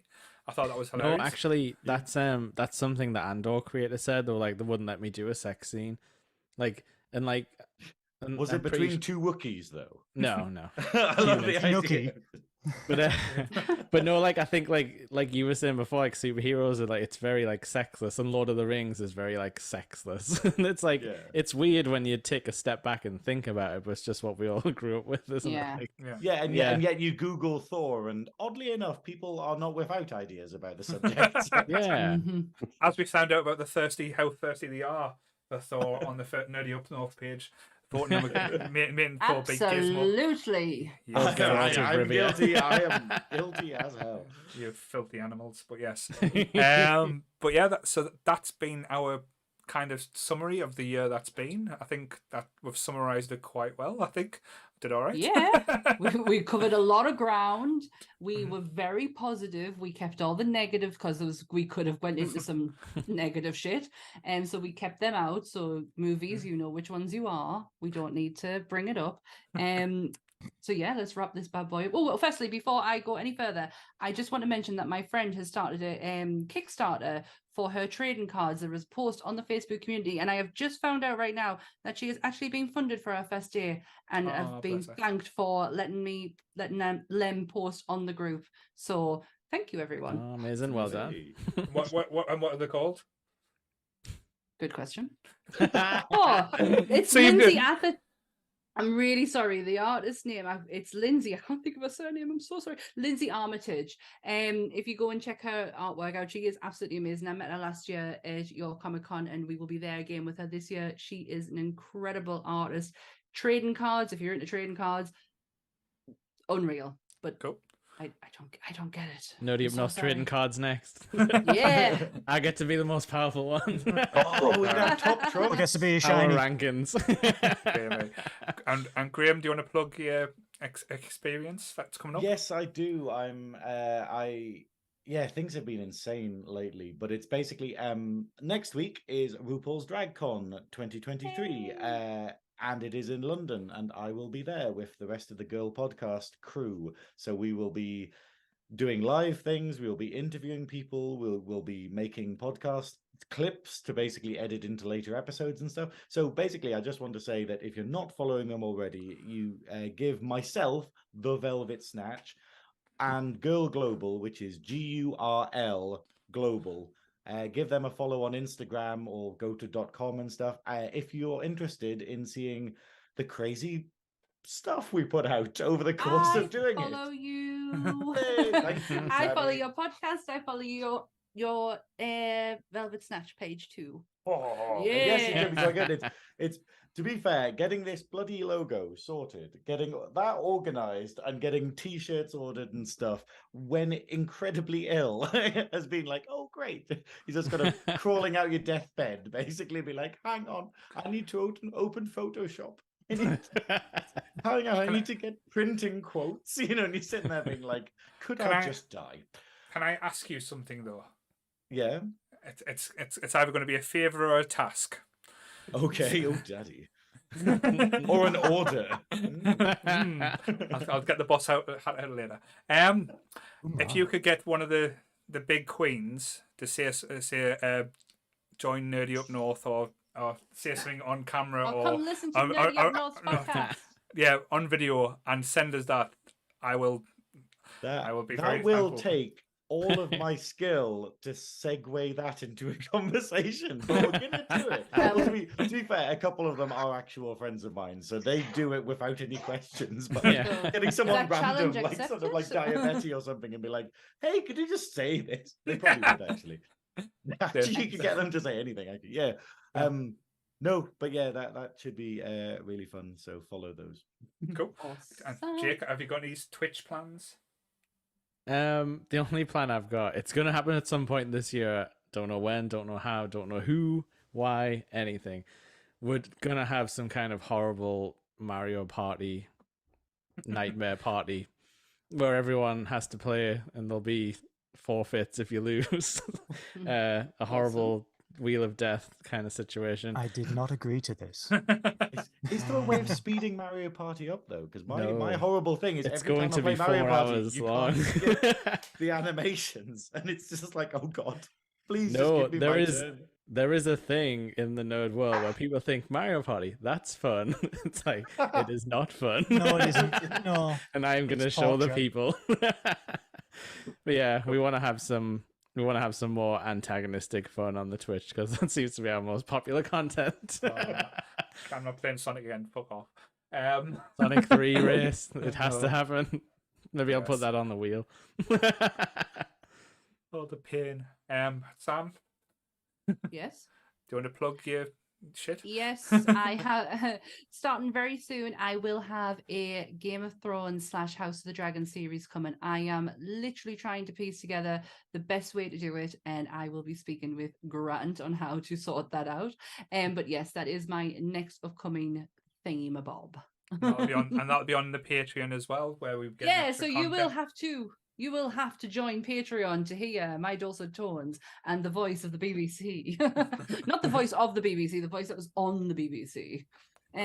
But yeah, you need to join Patreon. So do What it. about, and Grant, anything to plug? Well, no, not really. Grant's joining me on Patreon.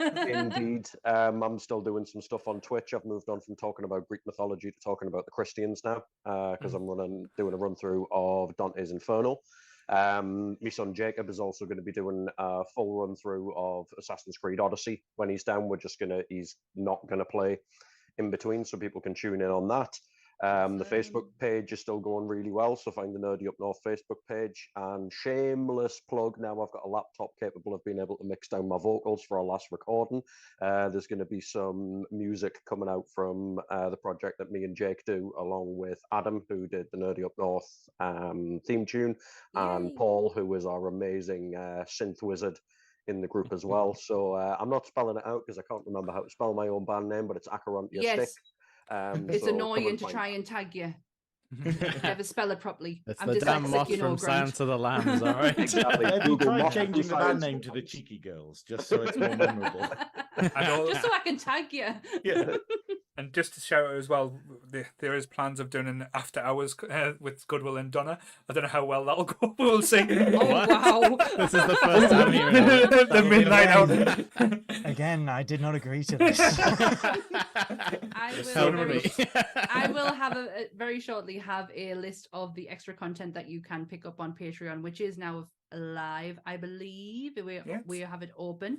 You can also join us on the Facebook group and on social media, Instagram and TikTok. And Twitch. Yes. Twitch.tv/NerdyUpNorth. I was Look, I got gonna- this cool thing. Also, Charlotte's Book Club will be doing a new launch this month, I believe, that we're going to work on bringing extra content onto the YouTube channel for.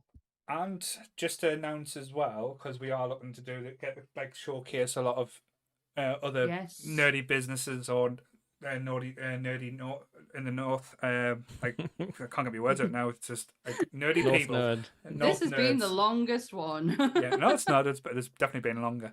I'm sure the We the did 12 dinner hours party before. the dinner party one was longer, but we have a special guest coming on in January 13th. We're doing Yes, we Friday. do. We're doing a Friday the 13th. We've got the lovely creator of Bleeding Marvelous joining us. She's a lovely lady called Dan. She will be telling us all about how she got started. Like her Facebook group page has over, like, I think it's about 36,000 followers. Amazing. And she goes to conventions selling stuff. So she's met some really interesting people. So she's going to be a little bit of a firecracker and have some interesting stories to tell. Yeah. So that is yes. what we're doing throughout this year, is promoting Nerdy Up North's creators, artists, business owners. So if you do have fun and you're part of the Facebook community group, please reach out to either me or Paul and we can sort dates and stuff out for you to come and join us and talk all about your wonderful creations. Certainly.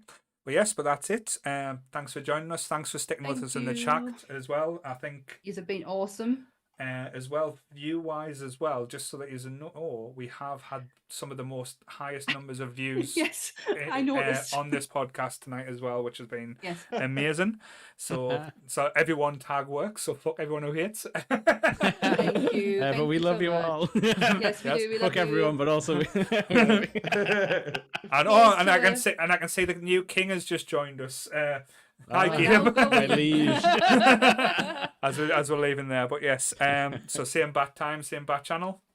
Stay nerdy, everyone. Bye. Bye. Bye. Here's to 2023.